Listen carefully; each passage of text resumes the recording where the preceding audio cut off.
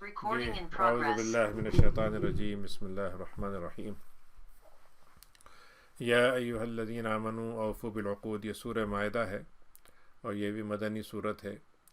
یا ایمان والو، اپنے جو تم نے عقد کا مطلب ہوتا ہے کہ کسی چیز کو دو سرے ہوں ان کو باندھ دیا جائے، تو گویا ایک دوسرے سے گویا کوئی معاہدہ ہوتا ہے تو ایک دو فریق ہوتے ہیں وہ آپس میں ایک دوسرے سے عہد کرتے ہیں، تو اس کو تم پورا کرو، جو تم بندھن باندھتے ہو اس کو پورا کرو۔ یہ بندھن کئی طرح کے ہو سکتے ہیں، اللہ تعالیٰ سے بھی بندھن ہو سکتا ہے، حکمرانوں سے بھی ہو سکتا ہے، آپس میں شادی کا بندھن ہوتا ہے، اس کے علاوہ کوئی تجارتی معاملات ہیں اس کا بندھن ہو سکتا ہے۔ لیکن جو تم نے اگر کوئی بات ایسی کی ہے تو پھر اس کو پورا کرو، یعنی یہ نہ ہو کہ بیچ میں کچھ گڑبڑ کر دی، اس کو آدھا چھوڑ دیا اور اس میں مطلب یہ جو شرطیں تھیں اس کو بیچ میں سے اس کو اسکپ کر دیں۔ تو یہ گویا پوری زندگی کا ایک اللہ تعالیٰ کی طرف سے ہدایت نامہ ہے کہ اپنے عہد کو اور اپنے قول کو جو تم نے عہد باندھا ہے اس کو پورا کرو۔ اور دیکھو ہم نے تمہارے لیے جو جانور ہوتے ہیں، انعام کہتے ہیں ایسے جانوروں کو جن کو پالا جائے یا جن کو کھایا جائے، تو نعمت سے لفظ نکلا ہے اصل میں یہ، جن کو اللہ تعالیٰ نے نعمت کے طور پر پیش کیا ہے۔ بہیمہ کہتے ہیں وہ جانور جو گویا چوپائے ہوتے ہیں۔ بہم اصل میں بہم کہتے ہیں سیاہی کو۔ تو عام طور سے اگر جانور بہت زیادہ جمع ہو جائیں تو ان کا اگر آپ دور کا منظر لگے گا تو ایسا لگے گا جیسے پورا سایہ سی چیز، کالی سی چیز بن گئی ہے۔ تو وہ یہ گویا بیسٹ جو ہوتے ہیں اس سے مختلف ہیں یہ۔ تو ایسے جانوروں کا ہم نے تمہارے لیے چوپائے کی شکل میں ہے۔ اب ظاہر ہے اس میں پرندے بھی آتے ہیں جو چوپائے نہیں ہوتے ہیں، اور اس کے علاوہ اسی لیے آپ نے حدیث میں بتا دیا کہ جو پرندے ہیں وہ جو جانور ہیں وہ، اور جو مطلب یہ ہے کہ خود شکار نہیں کرتے ہیں اور جو خبیث نہیں ہیں ان کو ہم کھا سکتے ہیں، سوائے اس کے کہ ہم نے تمہارے لیے خود بتا دیا ہے کون سے جانور نہیں کھانے ہیں۔ اور جب تم احرام کی حالت میں عمرہ کرنے جا رہے ہو، حج کرنے جا رہے ہو، تو اس وقت تم جو ہے وہ کسی بھی جگہ ہو وہاں شکار نہیں کرو گے، یعنی حرم کے حدود کے اندر بھی نہیں کرو گے، حدود کے باہر بھی نہیں کرو گے، میقات سے بھی نہیں کرو گے، جبکہ تم احرام کی حالت میں ہو۔ اللہ تعالیٰ جو چاہتا ہے وہی فیصلہ اللہ کا ہی کیا ہوا فیصلہ چلتا ہے۔ اے ایمان والو، اللہ تعالیٰ کے جو شعار ہوتے ہیں ان کی تم بے عزتی مت کرو۔ یہاں تحلو کا مطلب تو ہے حلال نہ سمجھو، یا دوسرے الفاظ میں ان کو یہ نہ کرو کہ کوئی اہمیت ہی نہیں ہے ان کی۔ شعار جو ہوتا ہے ایسی چیز ہوتی ہے جس کو ہم پہچان کہتے ہیں، جیسے پولیس والا ہوتا ہے، اس کی جو اس کے لگے ہوتے ہیں مختلف قسم کے اسٹرپس، وہ اس کی پہچان ہوتے ہیں۔ مختلف قسم کے ابھی گاڑی میں آپ کے لگا ہوا یہ شعار ہے کہ بھئی یہ گورنمنٹ کی طرف سے آپ کو لائسنس پلیٹ دی گئی ہے۔ تو ایسی چیز جس کو ایک شعار بنا دیا جائے، تو اللہ تعالیٰ نے بھی اپنی کچھ چیزیں شعار بنائی ہیں اور ان شعار کو ہمیں پہچاننا ہے۔ شعیرہ سے لفظ نکلا ہے، اصل میں ایک لفظ شعیرہ کہتے ہیں، اور شعیرہ اور شعر جو ہے ایک ہی چیز ہے، یعنی علامت لگا دینا، کوئی سائن لگا دینا، کسی چیز کا سمبل بنا دینا۔ تو اس کو تم حرام مت بناؤ، یعنی حلال مت بناؤ، یعنی یہ نہ سمجھو کہ اللہ نے اس کو تو حرمت دی ہے اور تم اس کی بے عزتی کرو۔ اور دیکھو مہینے جو حرام کے ہیں ان کی بھی بے عزتی مت کرو، اور وہ جانور جو خدا کی راہ میں حج کے زمانے میں حج کے لیے قربان کرنے کے لیے لے جایا جا رہا ہے اس کو بھی، اور یہاں تک کہ جانور کی جو رسی گردن میں ڈال دی ہے نشانی کے طور پر یہ اللہ کے لیے ذبح کیے جائیں گے، تو اس کی بھی بے حرمتی مت کرو۔ اور دیکھو وہ لوگ جو بیت الحرام میں آئے ہیں اور وہ بیت الحرام طرف پہنچنا چاہتے ہیں تو ان کی بھی حرمتی مت کرو، کیونکہ اب وہ عام انسان کی حرمت تو اپنی جگہ ہے، لیکن جب حدود حرم میں وہ پہنچ گئے تو پھر ان کی حرمت اور بڑھ گئی، اور وہاں پر وہ چاہتے ہیں کہ اللہ کا فضل بھی ان کو ملے اور اللہ کی رضامندی بھی ملے۔ وَإِذَا حَلَلْتُمْ، ہاں جب تم اس کے بعد تمہارا معاملہ یہ ہو جائے کہ تم احرام سے نکل چکے ہو تو اس کے بعد تم شکار کر سکتے ہو۔ لیکن اس میں حدیث میں اس کی اجازت ہے کہ ایک آدمی، قرآن میں بھی ہے کہ اگر آپ شکار کر رہے ہیں سمندر کے اندر، تو چونکہ سمندر میں تو اور کوئی چیز مل نہیں سکتی کھانے کی، تو وہاں پہ شکار کی اجازت ہے۔ جو خشکی کا علاقہ ہے یا ہوائی علاقہ جو ہے فضائی طور پر، اس کے شکار نہیں کریں گے۔ اور دیکھو تمہیں اگر کسی قوم سے تمہاری دشمنی بھی بن جائے کسی بھی وجہ سے، ہمیں ناپسند ہے، کوئی بات بری لگ گئی ہے، کوئی بات انہوں نے غلط کی ہے، جو بھی ہو اس سے ہم دشمنی اگر بن بھی گئی ہے، تو اس کے باوجود تم ان کو مسجد حرام سے آنے سے مت روکنا، جیسے مکے کے لوگوں نے کیا تھا کہ جب مدینے کے لوگ وہاں پہنچے تو ان کو آنے نہیں دیا۔ تو اللہ نے کہا جب تمہیں ہم مکے کی نگرانی دیں تو تم ایسا مت کرنا کہ تمہاری کسی قوم سے دشمنی ہے، مسلمانوں میں سے، ظاہر ہے غیر مسلموں سے مراد نہیں ہے، اب کسی ملک سے تمہارے سفارتی تعلقات نہیں ہیں، ان سے کوئی لڑائی ہو رہی ہے، تو ایسا نہ ہو کہ وہ حج کرنے آئے تو تم آنے مت دو انہیں، اور یہ تم مت کرنا کہ زیادتی کرو۔ اور دیکھو تمہارا کام جو ہے وہ آپس میں کوآپریشن ہونا چاہیے، لیکن کس بات پر؟ نیکی کے ساتھ اور تقوی کے ساتھ، اور گناہ پر اور سرکشی پہ تم تعاون مت کرنا۔ دیکھو اللہ تعالیٰ سے ڈرتے رہو، اللہ تعالیٰ بہت ہی سخت عذاب دینے والا ہے۔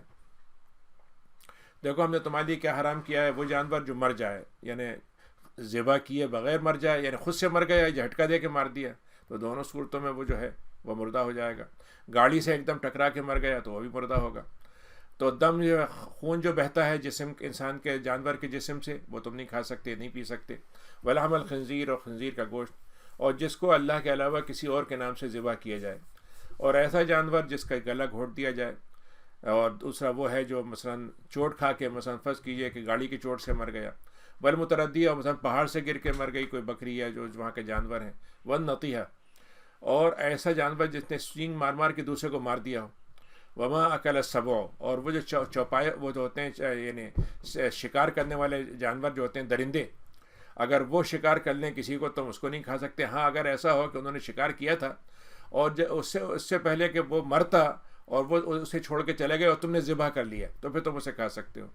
ایسے ہی جو تھان بنے ہوتے ہیں، جو مختلف قسم کے، جہاں پر بتوں کا استھان ہوتا ہے، جہاں بتوں کی جگہ بنی ہوتی ہے، ان کے لیے جگہ مقرر کر دی جاتی ہے، تو وہاں پر جو بھی جانور چڑھائے جائے، چاہے وہ اللہ کے نام سے ہو یا کسی کے نام سے، اس کو مت کرو۔ جیسا مزار ہوتے ہیں تو مزار پہ کھانا تو اس لیے غلط ہوگا کہ بھائی چاہے وہ اللہ کے نام پہ وہاں ذبح کیا جائے، لیکن مزار پر ذبح ہونا کا مطلب یہ ہوا کہ وہ اس کی نسبت اس طرف ہو گئی جو کہ اللہ کی طرف نہیں ہے۔ وَأَن تَسْتَقْسِمُوا بِالْأَزْلَامِ، اور پانسے پھینک کر تم کام مت کرو۔ پانسا پھینکتے تھے کہ اگر ادھر دائیں طرف گر گیا تو ہماری قسمت اچھی ہے اور اگر بائیں طرف گرا تو بری ہے، تو اللہ نے کہا کہ یہ فال نکالنا اور بدقسمتی اور خوش قسمتی طے کرنا، یہ کام مت کرو، یہ بڑے فسق کی اور گناہ کی باتیں ہیں۔ دیکھو اسلام کو ہم نے اتنا مضبوط کر دیا ہے اور نبی کریم کے ذریعے سے اسلام کو اتنا پھیلا دیا ہے اور دلوں میں ایسا جما دیا ہے کہ اب تمہارے دین کے بارے میں دنیا میں ساری طاقتیں جو ہے مایوس ہو چکی ہیں کہ تمہیں دین سے ہٹا دیں، تو اب تمہیں ان سے ڈرنے کی ضرورت نہیں ہے، بس مجھ سے ڈرو۔ الیوم اکملت لکم دینکم، اللہ تعالیٰ نے یہ جب نبی کریم نے حج کیا تھا تو اس موقع پر یہ آیت اتری تھی کہ آج تمہارے لیے ہم نے دین کو مکمل کر دیا ہے، اور تم پر جو تم نے نعمتیں مانگی تھی ہم نے نعمتیں دی نہیں بلکہ مکمل کر کے تمہیں نعمتیں دے دی، تمام نعمتیں تم کو دے دی ہیں، اور ہم اس بات پر راضی ہو چکے ہیں کہ تم دین اسلام جو ہے بس تمہارے لیے یہی کافی ہے، اور تم نے اس پر عمل کر لیا تو ہم تو اس کا مطلب تو تم سے ہم راضی ہیں۔ اب اگر کسی کی جان پہ بند آئے اور مرنے والا ہو اور کوئی جانور حلال نہ مل رہا ہو تو ایسی صورت میں مجبوری ہو جائے تو پھر بھوک مٹانے کے لیے انسان جو ہے تھوڑا بہت کوئی گناہ کی چیز کر لے کہ شراب پی لی یا جانور مردہ کھا لیا، تو اس میں کوئی گناہ کی بات نہیں، ہمیں اجازت ہے۔ اللہ تعالیٰ ایسے موقع پر غفور و رحیم ہے۔ چوتھی آیت ہے کہ آپ سے پوچھتے ہیں کہ ہمارے لیے کیا حلال کیا گیا، تو آپ ان سے کہہ دیجیے تمہاری لیے جتنی بھی طیب چیزیں، یعنی قرآن میں اصول یہ ہے کہ جو چیزیں حرام ہیں وہ ان کی لسٹ چھوڑی سی ہے، تو تھوڑی لسٹ بتا دی، اب اس کے بعد جو باقی لسٹ ہے وہ حلال کی ہوگی۔ تو اللہ تعالیٰ نے کہا کہ جو طیب چیزیں ہیں وہ تمہارے لیے حلال کر دی گئی ہیں، اور اس طریقے سے تمہارے پاس جانور ہوتے ہیں جن کے ذریعے سے کتا ہوتا ہے سدھایا ہوا ہوتا ہے، شکرا ہوتا ہے سدھایا ہوا ہوتا ہے جو شکار کو پکڑ کے لاتا ہے اور خود نہیں کھاتا۔ تو اگر تم ایسے سدھائے ہوئے جانور کے ذریعے سے شکار کرتے ہو، جو مطلب یہ کہ دوڑ کے لاتا ہو اور تمہیں معلوم ہے کہ تم نے اسے کیسے سکھایا ہے، تو تم اس کو کھا لو اگر اس نے خود نہ کھایا ہو، یعنی وہ پکڑے رکھے اس کو بس خالی، اس میں سے کوئی بھی چیز کھائے نہیں، اور اللہ کا نام لے کر اس کو چھوڑو، اس کو بسم اللہ علیہ، جب تم اس جانور کو چھوڑ رہے ہو تو اس وقت اللہ کا نام لے لو تو وہ جانور تمہارا لیے ذبح ہو جائے گا۔ ایسے ہی شکار کو بندوق سے ہوگا، بندوق سے گولی چھوڑتے ہوئے آپ بسم اللہ پڑھ کے گولی ماریے تو وہ جو جانور کو لگے گی تو بس آپ کا وہ جانور جو ہے اس سے حلال ہو جائے گا۔ واتقوا اللہ، اللہ سے ڈرتے رہو، اللہ تعالیٰ بہت ہی جلد حساب لینے والا ہے۔ پھر اللہ نے مزید باتیں بھی بتا دی اس کے ساتھ کہ ہم نے تمہارے لیے طیب چیزوں کو حلال کیا ہے، اور جو اہل کتاب ہیں ان کا کھانا بھی تمہارے لیے حلال ہے۔ تو یہاں پہ طعام کا لفظ آیا عربی میں، عربی کا مطلب ہوتا ہے فوڈ، تو یہاں پر طعام کی تشریح جو ہے وہ حضرت عبداللہ ابن عباس سے ہے کہ وہ جو ذبیحہ ہوتا ہو ان کا، یعنی جو اہل کتاب یہودی اور عیسائی ہیں اگر وہ جانور ذبح کرتے ہیں تو جانور کے ذبح کرنے میں ہمارے لیے 3 شرطیں ہیں۔ پہلی شرط یہ ہے کہ وہ جانور خود حلال ہو، دوسرا یہ ہے کہ اس کے وہ 3-4 رگیں ہیں وہ باقاعدہ ذبح کرتے وقت کاٹ دی جائیں، تیسرا اس سے بسم اللہ کا نام لیا جائے، یعنی مسلمان کے لیے شرط ہے، یعنی چوتھی شرط یہ ہے کہ وہ مسلمان ہو۔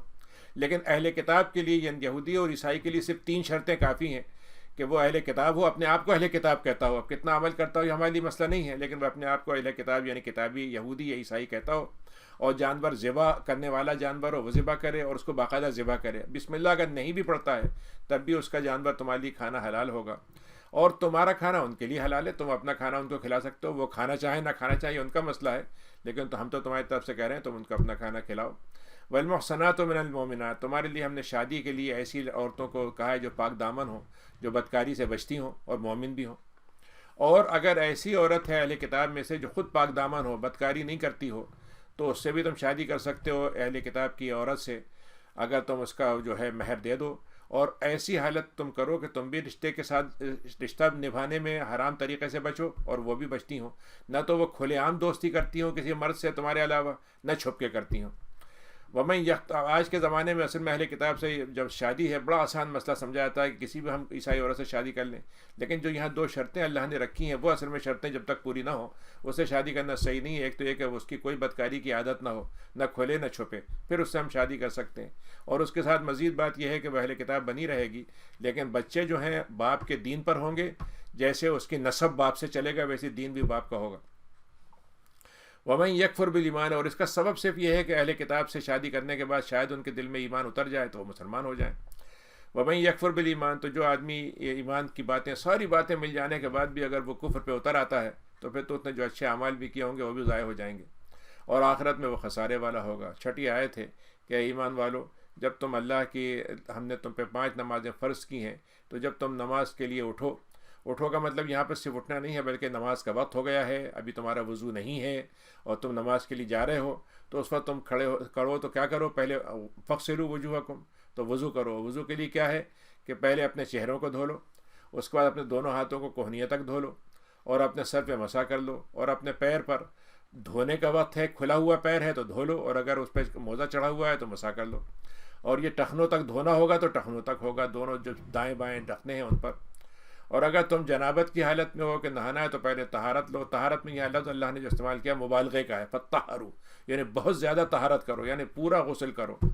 وَإِن كُنتُم مَرْضَىٰ، لیکن اگر تم بیماری کی حالت میں ہو یا سفر کی حالت میں ہو اور تم واش روم ٹوائلٹ گئے تھے یا تم نے عورتوں سے صحبت کی تھی، فَلَمْ تَجِدُوا مَاءً، اور تمہیں پانی نہیں مل رہا ہے نہانے کے لیے، تو تم پاک صاف مٹی سے تیمم کر لو، اپنے چہرے پہ اور ہاتھ پہ پھیر لو، تو یہ بھی تمہارے لیے طہارت ہو جائے گی. اللہ تعالیٰ نے یہ تو احکام جو تمہیں دیے ہیں، اور احکام میں بھی نرمی رکھ دی ہے، جہاں ضرورت ہو اس میں اور مزید رخصت رکھ دی ہے. یہ اس لیے رکھا ہے تاکہ دین میں تمہیں تنگی محسوس نہ ہو. اور اللہ تعالیٰ یہ چاہتا ہے کہ تمہیں اس طرح سی باتیں بتا کر، کیوں اللہ تعالیٰ یہ بتانا چاہ رہا ہے کیسے کرو؟ اس لیے کہ ہم چاہتے ہیں تم پاک و صاف بنے رہو، تمہارے اندر طہارت جو ہے ایمان کی طہارت بھی بنی رہے، جسمانی طہارت بھی بنی رہے، کھانے کی طہارت بھی بنی رہے، اور تمہارے مال کی طہارت بھی بنی رہے، اور تمہارے اوپر نعمتیں اللہ تعالیٰ جو پوری کی ہیں وہ پورا کرتا چلا جائے تاکہ تم شکر گزار بن کر رہو. وَاذْكُرُوا نعمت اللہ، ساتھ ہے کہ اللہ تعالیٰ کی نعمت کو تم یاد کرو کہ کیا اللہ نے تم پر نعمتیں کی ہیں، کیسی نعمت ہے، اس کو خوب یاد رکھو. وَمِيثَاقَهُ، اور اس کو یاد کرو کہ تم نے اللہ کے ساتھ بڑا زبردست مضبوط بندھن باندھا تھا. اِذْ قُلْتُم، تم نے یہ بات کہی تھی کہ ہم نے آپ کی بات ہم نے آپ کی بات مان لی اور ہم اطاعت کریں گے. اور اللہ سے ڈرتے رہو، اللہ تعالیٰ دلوں کا حال جانتا ہے. 8 آیت ہے کہ یہ ایمان والو، تمہارا کام صرف اتنا نہیں ہے کہ تم انفرادی زندگی میں اچھے بن جاؤ، تمہارا کام یہ بھی ہے کہ تم اجتماعی زندگی میں سارے انسانیت کے لیے حق کی گواہی دینے والے بن جاؤ اور اس پہ کھڑے رہو، یعنی اس پہ ڈٹ جاؤ انصاف کے ساتھ. اور دیکھو تمہارے کسی قوم سے دشمنی بھی ہو تو انصاف کرنا مت بھولنا، کیونکہ انصاف ہی تقوی سے قریب ترین چیز ہے. اللہ تعالیٰ سے ڈرتے رہو، اللہ تعالیٰ بہت تمہارے بارے میں خبر رکھتا ہے. 9ویں آیت ہے کہ اللہ تعالیٰ نے یہ وعدہ کیا تھا کہ ایمان والے اور عمل صالح والے جو ہوں گے ان کے ساتھ مغفرت کا اور اجر عظیم کا معاملہ کرے گا. 10ویں آیت ہے کہ اور جنہوں نے کفر کیا ہے اور جھٹلایا ہے تو ان کے لیے تو جہنم تیار ہے. یا ایھا الذین آمنوا، اللہ تعالیٰ نے کہا ایمان والو تم ذرا یاد تو کرو اللہ کی اس نعمت کو جب تمہارے اوپر ایک قوم نے یہ ارادہ کر لیا تھا کہ تمہارے اوپر چھا جائیں، تمہیں مطلب یہ کہ تمہارے اندر تمہیں لپیٹ دیں اور تمہارے ہاتھوں پر اپنے ہاتھوں میں تم کو سمیٹ لیں، مطلب تمہیں بھی کوئی ڈھا دیں، ختم کر دیں، تب اپنے ہاتھ تمہارے اوپر پھیلائیں اور تم کچھ نہ کر سکو. تو اللہ تعالیٰ نے ان کے ہاتھوں کو تم سے روک لیا. اللہ تعالیٰ سے ڈرتے رہو اور مومنوں کو چاہیے کہ اللہ ہی پر توکل کریں. پھر اللہ نے بنی اسرائیل کا تذکرہ کیا ہے کہ ہم نے یہ میثاق تم سے لیا ہے، بنی اسرائیل سے بھی لیا تھا، اور ہم نے ان کے 12 گروہ بنا دیے تھے اور 12 گروہوں پہ ایک سردار بنا دیا تھا. نقیب کا مطلب ہوتا ہے جو ان کی نگرانی کرے، دیکھ بھال کرے، ان کا خیال رکھے اور ان کو جو معاملات ہیں انتظامی اس کو حل کرے. وقال اللہ انی معکم، اور میں نے ان سے کہہ دیا تھا کہ اللہ تمہارے ساتھ ہے، لیکن کب؟ اگر تم نماز کو قائم کرو گے، زکوٰۃ کو دیتے رہو گے اور میرے رسولوں پر ایمان لاؤ گے اور تم ان کی مدد کرو گے. تعزیر کا مطلب ہوتا ہے دونوں چیزیں ہوتی ہیں اس میں، مدد کرنا اور احترام کے ساتھ ان کا معاملہ کرنا، یعنی ان کے ساتھ اگر کوئی ان کو نقصان پہنچائے تو اس کے خلاف دفاع کرنا، اور اگر ان کی تکریم ہے تو اس میں اعلیٰ ترین تکریم کرنا. وَأَقْرَضْتُمُ اللَّهَ، اللہ تعالیٰ نے تم سے کہا تھا کہ تم جو کچھ بھی اللہ کی راہ میں خرچ کرو گے تو تم اللہ کو قرض دے رہے ہو، بڑا اچھا قرض، اللہ تعالیٰ اس کو مانے گا، تو اس کے بعد کیا کروں گا، میں تمہاری برائیوں کی کفارہ بنا دوں گا اور تمہیں جنت میں داخلہ دے دوں گا۔ فمن کفر، لیکن جو اس کے بعد بھی کفر کرے گا تو یہ سمجھ لو گے پھر وہ سیدھے راستے سے بھٹک گیا۔ 13 آیت ہے کہ اب اس کے بعد کیا ہوا کہ ہم نے جو میثاق ان سے لیا تھا انہوں نے اس کو توڑ دیا۔ ہم نے کیا کیا، اس کے بعد ان کو لعنت بھیج دی اور ان کے دلوں میں ایک تنگی ڈال دی، سختی ڈال دی، ان کے دل میں ایسے سخت بنا دیے، پتھر کی طرح ہو گئے وہ، اور وہ ہمارے باتوں کو جو ہوتی تھی اس سے ہٹا کر دوسری طرح سے اس کو استعمال کرتے تھے، اپنی جگہ سے ہٹا کے بات تحریف کر دیتے تھے۔ پھر اس کے بعد جو ہم نے ان کو کتاب دی تھی اس کو بھی انہوں نے بھلا دیا، جس کا ان کو یاد دہانی اس کا کرا دی گئی تھی۔ اور تم دیکھو گے کہ جب ان کی آنکھوں کے اندر جو خیانت کے آثار تم ان کی آنکھوں پہ دیکھ لو گے، ان کے اندر تم دیکھ لو گے خیانت کے آثار، اور تھوڑے سے لوگ ہوتے ہیں جو ٹھیک ہوتے ہیں۔ تو بہرحال اے نبی، اگر آپ کے ساتھ یہ معاملہ ایسا کرتے ہیں دھوکے بازی کا، خیانت کا، جو بھی ہے، لیکن آپ ان سے درگزر سے کام لیں اور ان کو معاف کر دیں، اللہ تعالیٰ تو احسان کرنے والوں سے محبت کرتا ہے۔ وَمِنَ الَّذِينَ قَالُوا، اس کے بعد دوسرا گروہ اللہ نے تذکرہ کیا یہودیوں عیسائیوں کا، جنہوں نے یہ کہا کہ ہم عیسائی ہیں۔ نصارہ کا مطلب ہوتا ہے مددگار اللہ کے نبی عیسیٰ علیہ السلام کے۔ نصارہ سے دونوں مطلب نکلتے ہیں، ایک تو حضرت عیسیٰ جو تھے نزارت کے تھے، نزارت کا علاقہ ہے تو نزارت سے عیسیٰ علیہ السلام کا ناصری کہلاتے ہیں، وہ عیسیٰ ناصری، تو جو بھی ان کے ساتھ ہوگا وہ نصاری ہو جائے گا۔ اللہ تعالیٰ نے نبی کریم کے جو مددگار تھے ان کا انصار نام رکھ دیا، ان کا نام نصارہ رکھا۔ تو اللہ نے کہا کہ انہوں نے بھی ان سے بھی ہم نے عہد لیا تھا، لیکن جن کو باتوں کو ان کو یاد دہانی کرا کے دیا گیا تھا اس کو انہوں نے بھلا دیا۔ فَأَغْرَيْنَا، تو ہم نے ان کے درمیان میں ہمیشہ کے لیے دشمنی اور بغض ڈال دیا آپس میں، قیامت میں ایک دوسرے سے بغض رکھیں گے۔ آپ دیکھ لیجیے عیسائیوں کے کتنے فرقے ہیں اور کوئی ایک دوسرے سے ساتھ بیٹھنے کو تیار نہیں۔ اب صرف ان کو جو چیز جمع کرتی ہے وہ دو چیزیں، مسلمانوں کی نفرت اور آپس کی کچھ مصلحتیں، یہ دو چیزیں جمع کرتی ہیں، ورنہ دل ان کے جو ہے دشمنی سے بھرے ہوئے ہیں۔ وَسَوْفَ يُنَبِّئُهُمُ اللَّهُ، اللہ تعالیٰ ان کو بتائے گا کہ وہ کیا کرتے تھے۔ پھر اہل کتاب کو مخاطب کر کے 15ویں آیت میں اللہ تعالیٰ پھر کہتا ہے کہ دیکھو اب تمہارے پاس ہم نے یہ رسول بھیج دیا ہے جو تمہیں وہ باتیں بتاتا ہے جن کو تم چھپاتے تھے اپنی کتاب سے، اور تم سے بہت معاملہ درگزر کا کرتا ہے۔ قد جاءکم اللہ، تو یہ کتاب جو تمہارے پاس آئی ہے یہ نور ہے اور بڑی روشن کتاب ہے، اور اس کے ذریعے سے جو اللہ کی رضامندی چاہتا ہے اس کو ہدایت مل جائے گی، اور سیدھے راستے کے چلنا چاہتا ہے اس کو راستہ مل جائے گا۔ جو راستہ کون سا ہے؟ جس میں اللہ تعالیٰ جو ہے انسان کو تاریکی سے نکال کے نور پہ لے آتا ہے، اور وہ راستہ وہی ہوتا ہے جس کو اللہ تعالیٰ سیدھ رات مستقیم تک لے جاتا ہے۔ لقد کفر الذین، اور یہ وہ لوگ جنہوں نے یہ کہا کہ ہم مسیح ابن مریم، اللہ تعالیٰ ہی اس مسیح ابن مریم ہے، وہ تو انہوں نے سیدھے سیدھے کفر کر لیا۔ تو ان سے کہیے کہ اگر اللہ تعالیٰ مسیح کو ہلاک کرنا چاہے یا ان کی ماں کو ہلاک کرنا چاہے تو کہ اللہ تعالیٰ کوئی روک سکتا ہے؟ اور ساری دنیا کو بھی اگر ہلاک کرنا چاہے تو کون ہے جو اللہ کو روک دے؟ اللہ تعالیٰ کی بادشاہت زمین آسمان ہر جگہ ہے۔ یخلق ما یشاء، وہ جیسے چاہتا ہے کسی کو پیدائش دے دیتا ہے، اللہ تعالیٰ کی قدرت کا کوئی انتہا نہیں ہے۔ وقالت الیہود، 18ویں آیت ہے کہ یہود اور عیسائی کیا کہتے ہیں کہ ہم تو اللہ کے بیٹے ہیں اور اللہ کے چہیتے ہیں۔ تو ان سے کہا جائے کہ تمہیں اگر ایسے ہی تم چہیتے ہو تو پھر تمہیں تکلیفیں کیوں ہوتی ہیں؟ تمہارے اوپر بیماریاں کیوں آتی ہیں؟ تمہارے موت کیوں آتی ہے؟ تمہارے دنیا میں بھی کبھی کبھی تم جیتتے ہو کبھی ہارتے بھی ہو۔ بھائی سنو، بل انتم بشر مما خلق، تم ویسے ہی انسان ہو جیسے دوسرے ہیں، کوئی تم میں مطلب فضیلت نہیں ہے۔ فضیلت اگر ہے تو تمہارے مشن سے ہوگی، تمہارے کام سے ہوگی، تمہارے دین کی خدمت سے ہوگی، لیکن تمہاری ذات جو ہے ویسے ہی انسان ہے جیسے دوسرے۔ جس کو چاہتا ہے اللہ تعالیٰ معاف کرتا ہے، جس کو عذاب دیتا ہے، اور آسمان و زمین اور اس کے درمیان میں جو کچھ ہے وہ اللہ کی بادشاہت میں ہے، اور سب کو واپس بھی اسی کے پاس جانا ہے۔ یا اہل الکتاب، اہل کتاب والوں، 19 کی بات کہی کہ تمہارے پاس یہ رسول آیا ہے، اور تمہیں معلوم ہے یہ کب آیا ہے؟ بیچ میں عیسیٰ علیہ السلام کے بعد ایک بڑا وقفہ آ گیا تھا 500 سال کا، جس میں کوئی نبی آیا ہی نہیں تھا۔ تو یہ تمہیں اس فترے کا جو تاریکی کا فترہ ہے، جس کو اگر آپ کہیں ڈارک ایج، یعنی ہمارے ڈارک ایج جو ہے وہ عیسیٰ علیہ السلام سے لے کے نبی کریم کے بیچ میں ہے۔ تو اللہ نے کہا یہ فترہ بیچ میں آ گیا تھا، زمانہ بریک آ گیا تھا، اب میں نے نبی بھیج دیا ہے، تو تم یہ مت کہنا کہ دیکھو ہمارے پاس تو کوئی بشارت دینے والا اور ڈراوت دینے والا نہیں آیا، تو اب تو یہ آ گیا ہے۔ اللہ تعالیٰ کے پاس ہر چیز کی قدرت ہے۔ وَإِذْ قَالَ مُوسَىٰ لِقَوْمِهِ، پھر اللہ نے مزید تذکرہ کیا اہل کتاب کا موسیٰ کا تذکرہ کرتے ہوئے کہ موسیٰ نے کیا کہا تھا اپنی قوم سے، اے لوگو اللہ کی نعمت کو یاد رکھو، تمہیں اللہ تعالیٰ نے نوازا کیسے ہے کہ تمہارے اندر نبی ہر وقت نبی رہتا ہے، اور تمہیں بادشاہت دی ہے۔ یہاں پہ بادشاہت کا مطلب یہ حدیث شریف میں آتا ہے کہ آپ نے فرمایا کہ جس آدمی کے پاس ایک گھر ہو اور اس کے ساتھ اس کے خاندان ہو، بیوی ہو، اور اس کے ایک نوکر ہو، تو یہ بادشاہت تھی اس کے لیے. یعنی دوسرے الفاظ میں کنگڈم وہ نہیں ہے جو بادشاہوں کو ملتی ہے. کنگڈم یہ ہے کہ ایک انسان جو ہے اپنے گھر میں جو ہے وہ اس کے سہارا بھی ہو اور آرام کی چیز بھی ہو اور اس کی ضرورتیں پوری کرنے والے بھی ہوں. اللہ تعالیٰ نے کہا کہ تم کو ہم نے بادشاہت سے نوازا تھا، تم کو بادشاہ بنا دیا تھا، اور تم کو وہ دیا تھا جو ہم نے کسی کو اس سے پہلے نہیں دیا تھا. تو اے لوگوں، اب تمہارا کام کیا ہے کہ تم مصر سے نکل گئے ہو، تو بیت المقدس ہم نے تمہارے لیے تیار رکھا ہے، وہاں جاؤ، دین کی خدمت کرو، دین پہ وہاں پہ دین قائم کرو. اور اس کے دیکھو اللہ کی کتاب کو، جس کو ہم نے وَلَا تَرْدُوا عَلَىٰ أَدْبَارِكُمْ، دیکھو پیچھے مت پلٹ جانا ورنہ تم ناکام ہو جاؤ گے. تو انہوں نے کیا کہا؟ انہوں نے کہا بھائی وہاں جو لوگ ہوتے ہیں فلسطین قوم کے لوگ ہیں، اور وہ بہت ہی دیو ہیکل قسم کے ایسے لوگ ہیں جن سے ہمارا تو اگر مطلب وہی والی بات ہے کہ ہمارا ان کا کوئی نہ تو قد میں نہ طاقت میں نہ اسلحے میں کوئی مقابلہ ہی نہیں ہے. وَإِنَّا لَن نَدْخُلَهَا، تو ہم تو وہاں نہیں جائیں گے، یہاں تک کہ وہ اگر خود نکل جاتے ہیں تب ہم داخل ہو جائیں گے. تو اللہ نے کہا کیا، اسی میں اللہ نے کہا کہ 2 لوگ ایسے بھی تھے اس بستی کے اندر جو اللہ سے ڈرتے تھے اور اللہ نے ان پر انعام کیا تھا. تو انہوں نے کہا اے لوگو، تم کیا بات کرتے ہو؟ تم نے اللہ تعالیٰ کا حکم ہے داخل تو ہو جاؤ. تم جب داخل ہوگا تو یہ طے ہے کہ تم غلبہ پاؤ گے. اللہ تعالیٰ نے جب وعدہ کر لیا تب کیا مسئلہ ہے؟ بس توکل کر لو اللہ پہ اگر تم ایمان رکھتے ہو. لیکن انہوں نے کہا کہ نہیں 24 آیت ہے کہ انہوں نے کہا نہیں موسیٰ، ہم تو نہیں جاتے، ہم تو یہیں بیٹھے ہوئے ہیں. آپ اور آپ کا رب چلے جائیں اور دونوں مل کے لڑیں ان سے. جب جو جیت جائیں گے تو ہم بلا لیجیے گا، ہم آ جائیں گے مال غنیمت کے لیے. ہم تو یہاں بیٹھے ہوئے ہیں. تو اس وقت موسیٰ علیہ السلام نے کیا کہا؟ اے رب، میرے پاس اتنی ہی جان ہے جو میری اپنی جان ہے، اتنا ہی میرا قابو ہے، اور میرا یہ بھائی ہے، بس ہم یہ 2 ہیں. تو اب آپ تو ہمیں اور ان قوم کو الگ کر دیں، ہمارا ان کے ساتھ نبھاؤ نہیں ہو سکتا. قال فإنها محرمة، تو اللہ تعالیٰ نے 26ویں آیت میں کہا کہ اب ہم نے طے کر دیا کہ 40 سال تک یہ بھٹکتے رہیں گے ایک وادی کے اندر، بھٹکتے رہیں گے زمین میں. کہتے ہیں کہ صبح چلتے تھے، شام کو سمجھتے رہے کہیں پہنچ گئے، وہاں تک گھوم کے وہیں آ جاتے تھے.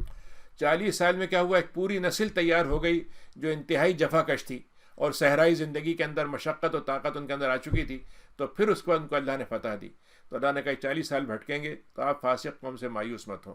وَاتْلُ عَلَيْهِمْ نَبَأَ ابْنَيْ آدم علیہ السلام تک اللہ میاں نے بات کرا دی کہ یہ پہلے موسیٰ سے پیچھے چلے گئے اللہ تعالیٰ اس آیت کے اندر 27 میں کہ 2 بیٹے تھے آدم کے، حابیل و قابیل. اور ان میں یہ تھا کہ ایک کا ہوتا یہ تھا کہ 2 بیٹے ٹوئن پیدا ہوتے تھے. تو ہوا کہ ایک بیٹا اور ایک بیٹی. تو جو دوسرا ٹوئن ہوتا رہا دوسری دفعہ والا، اس سے اس کے بیٹے کی شادی ہوتی رہی. یعنی 2 بیٹیوں کی شادی، 2 بیٹوں کی شادی، یعنی بیٹے اور بیٹی جو تھیں ایک ساتھ، ان کی شادی نہیں ہو سکتی تھی. لیکن جو اگلی والی مطلب نسل سے ہوگا یا اگلی دفعہ جو پیدا ہوگا اس سے شادی ہوگی. تو دونوں کی شادیاں ہوئیں. تو اس کو یہ خیال تھا کہ جو میرے ساتھ کی بیٹی ہے اس کی شادی میرے ساتھ ہو جائے. تو انہوں نے کہا ٹھیک ہے، تم ایسا کرو کہ قربانی چڑھا دو، اگر تمہاری قربانی قبول ہو جاتی ہے تو میں دستبردار ہو جاؤں گا. تو دونوں نے جانور اللہ کی راہ میں قربان کرنے کے لیے رکھ دیا. وہاں پہ ایک کو آگ نے جلا دیا، دوسرے کو نہیں جلایا. تو جس کی آگ نہیں جلی تھی اور جس کا جانور قبول نہیں ہوا، اس نے کہا کہ صاحب میں تو تجھ کو مار دوں گا، تیری وجہ سے میری بھی قربانی گئی اور میرا بدنام ہو گیا. تو انسان کا معاملہ ہمیشہ سے یہ ہے کہ اپنی ذمہ داری دوسرے پہ ڈال دیتا ہے. یعنی ہونا ہی تو چاہیے تھا اپنے آپ کو ٹھیک کرتا تاکہ اللہ تعالیٰ اس کے قبول کر لیتا. اس نے کہا نہیں، تو نیک کیوں بن گیا؟ تیری نیکی کی وجہ سے میری بدنمائی ہوئی ہے. تو اس نے کیا کہا؟ اس نے کہا بھائی بات یہ ہے کہ میرا اور تمہارا معاملہ نہیں ہے، جو بھی اللہ کے ساتھ تقوی کا معاملہ رکھتا ہے اس سے اللہ تعالیٰ قبول کر لیتا ہے. پھر اس نے دوسری بات کیا کہی 28ویں آیت میں، بہت اہم بات ہے. اس نے کہا بھائی تم تو اگر ارادہ کر چکے ہو مجھے مارو گے، لیکن میں تمہیں ہاتھ نہیں اٹھاؤں گا، میں تمہارے اوپر یہ کام میں نہیں کروں گا. اللہ تعالیٰ سے میں ڈرتا ہوں. اور اسی حدیث شریف میں آتا ہے کہ آپ نے فرمایا کہ جب فتنے کا زمانہ آ جائے تو اس زمانے میں قتل عام ہو جائے تو تم اللہ کے وہ بندے بننا جو مقتول ہو، اللہ کے قاتل بندے مت بننا. تو اس نے کیا کہا؟ انی اریدو، میں لیکن یہ بات بتا دیتا ہوں میں تمہیں، اگر تم مجھے قتل کرو گے تو میرا گناہ تمہارے ذمہ پڑ جائے گا. تم اپنا گناہ بھی لوگے، میرا گناہ بھی تمہارے ذمہ چلا جائے گا اور تمہیں جہنم میں جانا پڑے گا. اور یہی ظالموں کا بدلہ ہوتا ہے. 30 میں تو اس نے کیا ہوا کہ اللہ تعالیٰ نے کہا کہ اس کو پھر بھی یہ بات سجھائی دی کہ نہیں مجھے تو قتل کر ہی دینا چاہیے. قتل کر دیا اس نے. جب قتل کر چکا تو اچانک اس کو ندامت ہوئی کہ یہ میں نے کیا کر دیا. اور انسان کا معاملہ یہی ہوتا ہے، جتنے گناہ ہوتے ہیں کوئی آدمی ایسا نہیں ہوتا جو اس پہ شرمندگی بعد میں اس کو نہ ہو اور اس پہ ڈٹا رہے. تو خسارہ میں سے ہو گیا. فبعث اللہ، اب اس کا مسئلہ یہ ہوا کہ اس کو ذبح کیسے کریں، ذبح کریں دفن کیسے کریں. تو اللہ تعالیٰ نے اس کے لیے ایک راستہ بنایا کہ 2 کوے تھے آپس میں لڑے تھے، ایک کو اس نے مار دیا. تو اس نے اس بعد کوے نے چونچ سے زمین کھودی اور اس کوے کو اس میں دفن کر دیا.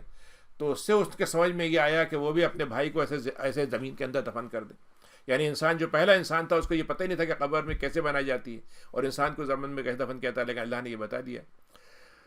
تو اب اپنے بھائی کی لاش کو اس میں جھپا دیا. اور اس کو اس نے کہا کہ کمال ہے کہ کوے کو یہ بات سجھا دی گئی جو بالکل بے حس چیز ہے، کوئی انسانی اس کی طاقت نہیں ہے، لیکن مجھے یہ بات سمجھ میں نہیں آئی کہ میں اپنے بھائی کو ایسے کر لیتا ہے. اس کے بعد اس کی ندامت بڑھتی چلی گئی.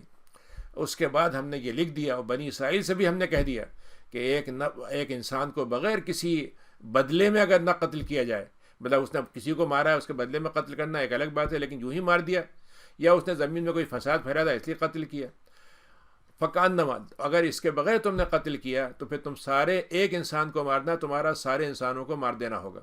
اور جس نے ایک انسان کو زندگی دے دی تو اس نے گویا سارے انسانوں کو زندگی دے دی. اور ہمارے پاس یہ رسولوں کے ساتھ ہم نے بھیجا تھا نشانیوں کے ساتھ. پھر لیکن کتنے ہی لوگ ہیں جو زمین کے اندر جو ہیں فضول خرچی میں پڑ جاتے ہیں، حد سے بڑھ جاتے ہیں. حد سے بڑھ جانے کا مطلب کیا ہے؟ یعنی آپ کی زندگی ہے، آپ اس کا عیاشی میں گزار دیجیے، اس کا اسراف ہو گیا. آپ کا مال ہے، غلط چیزوں میں خرچ کر دیے، اسراف ہو گیا. آپ کا عقل ہے، اس کو غلط جگہ استعمال کیجیے، وہ اسراف ہو گیا. ہر چیز کا اسراف ہے. تو اس اسراف میں پڑ جاتے ہیں لوگ. تو اللہ تعالیٰ نے یہاں پر ایک حکم دیا ہے کہ وہ لوگ جو اللہ سے جنگ کرتے ہیں، اللہ کے رسول سے جنگ کرتے ہیں اور زمین میں فساد پھیلاتے ہیں، تو ان کی سزا یہ ہے کہ یا تو ان کو قتل کر دیا جائے، یا ان کو سولی دے دی جائے، یا ان کا ایک طرف کا ہاتھ دوائیں طرف کا پیر کاٹ دیا جائے، یا پھر ان کو زمین میں جلا وطن کر دیا جائے. یعنی کئی سزائیں اللہ نے بیان کی ہیں. اور ظاہر ہے کہ یہ فیصلہ جو ہے عدالت کرے گی کہ کتنا بڑا جرم ہے، کتنی بڑی سزا ہونی چاہیے، وہ اس کے مطابق فیصلہ ہوگا. اس کو حرابہ کہتے ہیں عربی میں. حرابہ کا مطلب یہ فساد پھیلانا، یعنی جو زمین قرآن میں جو حدود ہیں اس میں چوری ہے، زنا ہے، مطلب یہ ان کی سزائیں ہیں.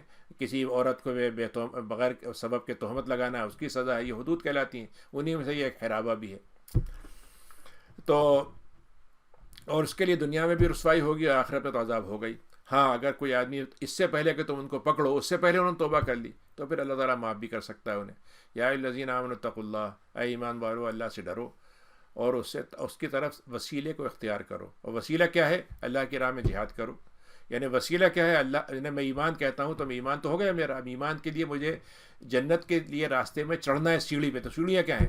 سیڑھی میری عبادت ہوگی، سیڑھیاں میری نماز ہوگی، سیڑھیاں میری معاملات ہوں گے، اور سیڑھی میری جہاد ہوگی. یہ وسیلہ ہے. ہم نے وسیلے کا مطلب یہ بنا لیا کہ ہم کسی دوسرے انسان کو اپنا وسیلہ بنا لیں. وہ خود اپنے وسیلے کے لیے محتاج ہے، ہم سے کیا ہمارا وسیلہ کیسے بنے گا؟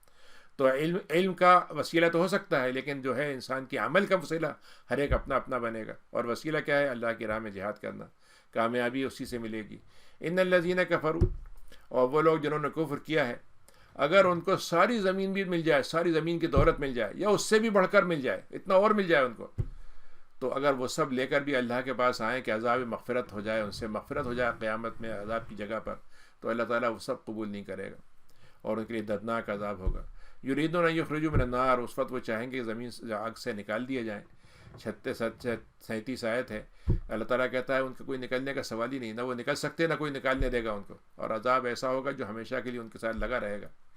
پھر اللہ نے ایک اور سزا بتائی یہاں پر کہ چوری کرنے والا مرد ہو یا عورت ہو، اگر وہ جرم ثابت ہو جائے اعتراف کر کے یا گواہی کے ذریعے سے، تو پھر ان کے دونوں ہاتھ کاٹ دو، اور دونوں ہاتھ جو ہے پونچھوں سے کاٹا جائے گا. جزاء بما کسبا، تو ان کا جو ہے مطلب یہ ہے کہ ایک طرف کا ہاتھ کاٹا جائے گا ایک ہاتھ میں، دونوں ہاتھ نہیں کاٹے جائیں گے، ایک ہاتھ. یعنی 2 ہاتھوں کاٹنے کا یہاں مطلب ہے کہ دونوں چور مرد اور عورت کے ہاتھ کاٹنا ہے، لیکن کاٹا ایک جائے گا. اور یہ ان کے سزا ہے تاکہ دوسروں کو اس سے عبرت ہو. اللہ تعالیٰ کی طرح عزیز ہے اور حکیم ہے. لیکن اگر کسی نے ظلم کرنے کے بعد توبہ کر لی اور اپنے آپ کی اصلاح کر لی تو اللہ تعالیٰ اس کی توبہ قبول کر لے گا. اللہ تعالیٰ غفور رحیم ہے. اب یہاں پر ہے کوئی اسلامی قانون تو ہے نہیں، کوئی چوری کر رہا ہے تو چوری کی سزا تو اللہ کے یہاں اس کو ملے گی، لیکن اگر یہیں توبہ کر لیتا ہے، برائی سے بچ جاتا ہے، تو اللہ تعالیٰ معاف بھی کر سکتا ہے اسے. علم تعلم، کیا ان کو یہ نہیں معلوم کہ اللہ ہی کے لیے ساری زمین آسمان کی بادشاہت ہے، بس عذاب دینا بھی اس کو اختیار ہے اور مغفرت دینا بھی اس کے اختیار میں ہے. اللہ تعالیٰ کی قدرت میں کوئی مسئلہ ہی نہیں ہے. اے رسول، آپ کو پریشان ہونے کی کیا ضرورت ہے؟ آپ کیوں غم کرتے ہیں کہ اگر دوسرے لوگ کفر میں بھاگے چلے جا رہے ہیں؟ یہ وہ لوگ ہیں جو کہتے تو یہ ہیں کہ ہم ایمان سے، زبان سے تو کہتے ہیں ہم ایمان لاتے ہیں، لیکن دلوں میں ایمان اترا ہی نہیں. ایسے ہی یہ یہودی لوگ ہیں جو جھوٹی بات کو سننے میں ان کو اتنا مزہ آتا ہے کہ اس کو کچھ بھی جھوٹ ہو یہ یقین کر لیتے ہیں، لیکن سچی بات کو ماننے میں مشکل، ان کی جان مرنے لگتی ہے. سماعون للکذب، آج دیکھ لیجیے آپ کہ ہمارا سوشل میڈیا کے پھیلانے والے بھی یہی ہیں، بنانے والے بھی یہی ہیں، اور جھوٹ کا ریشیو جو ہے اس میں اتنا ہے کہ آپ کو یہ پتہ نہیں چلے گا سچ اس میں کہاں ہے. اور یہ دوسروں کی قوموں کی جو باتیں اس کو سن کے بھی اور مزے لیتے ہیں، یعنی اسی سے استعمال کرتے ہیں. یعنی اللہ کی طرف سے ہدایت کو لینے میں انہیں دلچسپی نہیں ہے، لیکن دوسروں کی قصے، کہانیاں، بیسٹ سیلر اور سراسر چیزیں سب میں لگے رہتے ہیں. لم یاتوک، یہ ابھی آپ تک نہیں پہنچے ہیں، ابھی آپ کے پاس نہیں آئے ہیں، آپ کی قوم میں آئیں گے، لیکن یہ کہ ایسی قوموں سے بھی سنتے ہیں جن کا نبی آپ کے پاس وہ ابھی تک نہیں آئے ہیں۔ یحرفون الکلمہ، یہ آپ کلام کو اپنی جگہ سے ہٹا دیتے ہیں، اور وہ یہ کہتے ہیں ان ہوتی تم حاضہ، اگر تم یہ بات تم کو یہ دے دیا جائے، اگر یہ تم کو دیتے ہیں تو لے لو، لیکن اگر یہ تمہیں نہ دیں تو پھر ان سے بچے رہو، یعنی اگر یہ تمہیں نوازتے رہتے ہیں تو ٹھیک ہے، لیکن اگر تمہیں نہ دیں تو ان سے دور رہو۔ اللہ تعالیٰ نے کہا کہ لیکن جب اللہ تعالیٰ کا معاملہ بالکل دوسرا ہے کہ اللہ تعالیٰ نے ان کے لیے یہ چیزیں فتنہ بنا دی ہیں، اور جب فتنے میں کوئی انسان اللہ تعالیٰ کسی کو ڈال دے تو پھر انسان کے بس میں کچھ نہیں ہوتا کہ اس کو پھیر سکے۔ یہ وہ لوگ ہیں جن کے دل کو اللہ تعالیٰ پاک و صاف کرنا ہی نہیں چاہتا ہے، ان کے دنیا میں رسوائی تو ملے گی، آخرت میں عذاب عظیم بھی ہے۔ سماعون للکذب، یہ جھوٹ کے تو بہت ہی شوقین ہیں، جھوٹ میں لگے رہتے ہیں، جاسوسی کرنے میں، ادھر کے اندر کی باتوں کو ٹوہ لگانے میں، پھر اس کو بڑھا کے پیش کرنے میں، سجا کر پیش کرنے میں۔